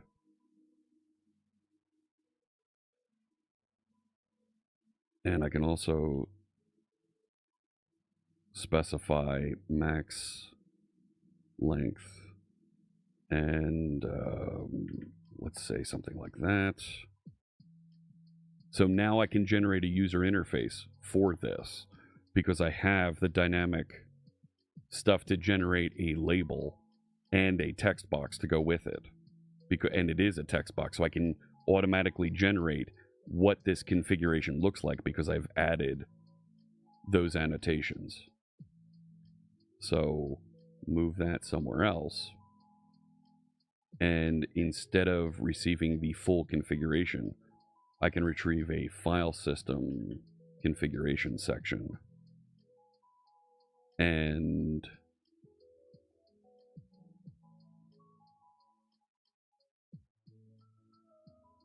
where'd it go?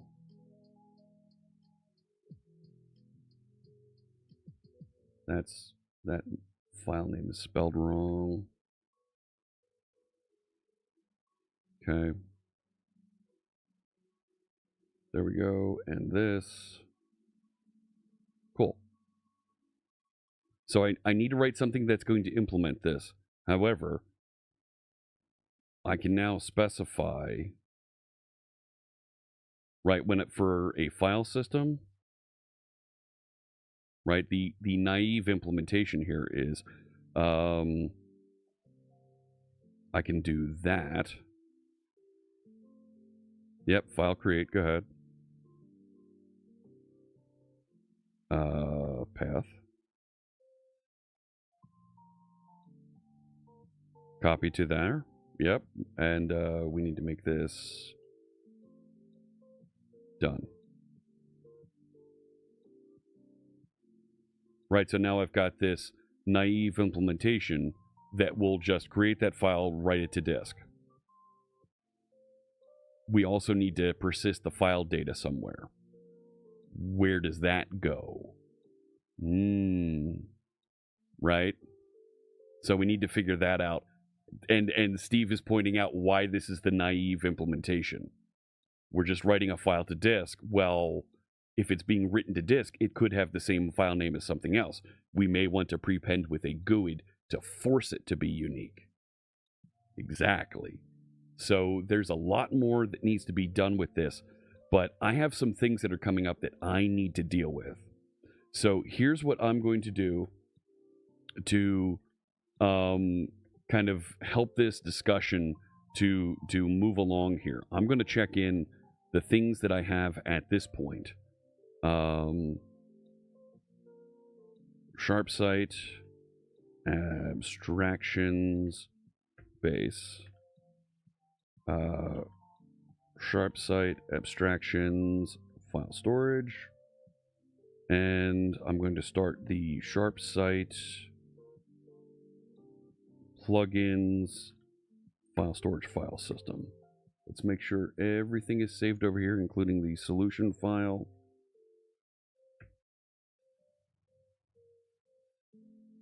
Nope, don't add everything. Started building out a file system plugin.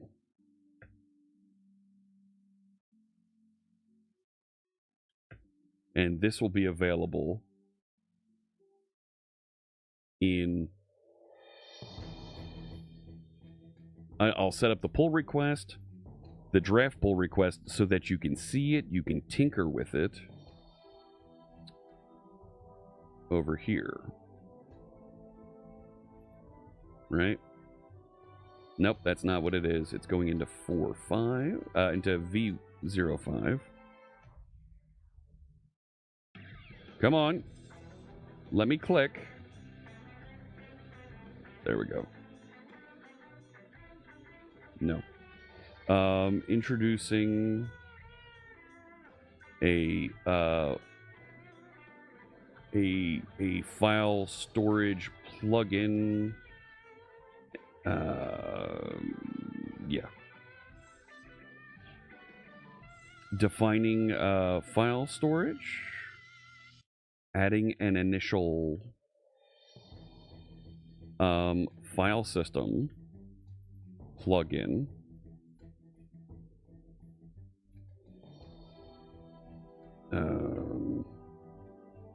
And defining system storage application configuration, which unfortunately is going to get wrapped up into this. I'll create that as a draft PR so that we can get into this. And I'm going to add that note that, because Steve's right, and that's purposely why I was saying this is just the naive implementation. We need to ensure the file system plugin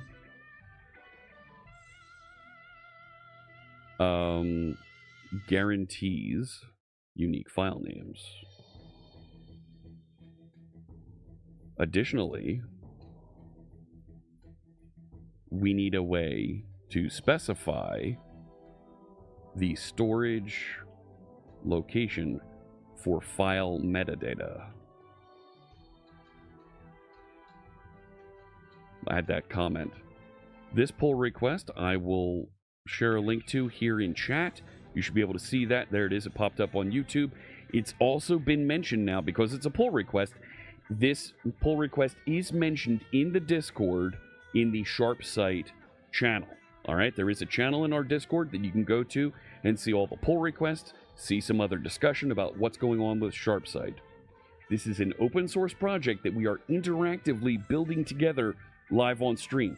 We've had lots of great discussion today about what plugins are, what plugins should be, what system plugins should be, what application plugins should be. And there might be two different layers of plugins there that we have. And there are some plugins that we may want to build, and there are some that we may not want to build, like payment providers. What do we do with that information? That is something we probably want to not build. However, provide a system plugin that at least facilitates it and captures some of that information that we are allowed to keep and present on the site. Thank you for the follow. We talked through and we started building here this file system plugin so that we can start to do things like embed images inside of posts and pages and other places. Lots more work to go here, but it's holiday week. So this is my last stream before the Christmas holiday. I'll be back after the holiday and before New Year's. I hope you have a fantastic holiday wherever you might be. Let me see who else is streaming on the big Twitch TV network that I can get you connected to enjoy some additional content here. Let me raid you over to, I'm going to raid you over to Adam Learns Live. All right. Thank you so much for tuning in. We've had a lot of fun writing code here today, and there's more to do later this week. I'll be hanging out in Discord and following up on messages there. I might tinker with this code a little bit more that we started writing here today. Hope you have a fantastic holiday, fantastic end of the year here, and I will see you coming up in a few days here, all right? I wish you good health and good coding. Take care.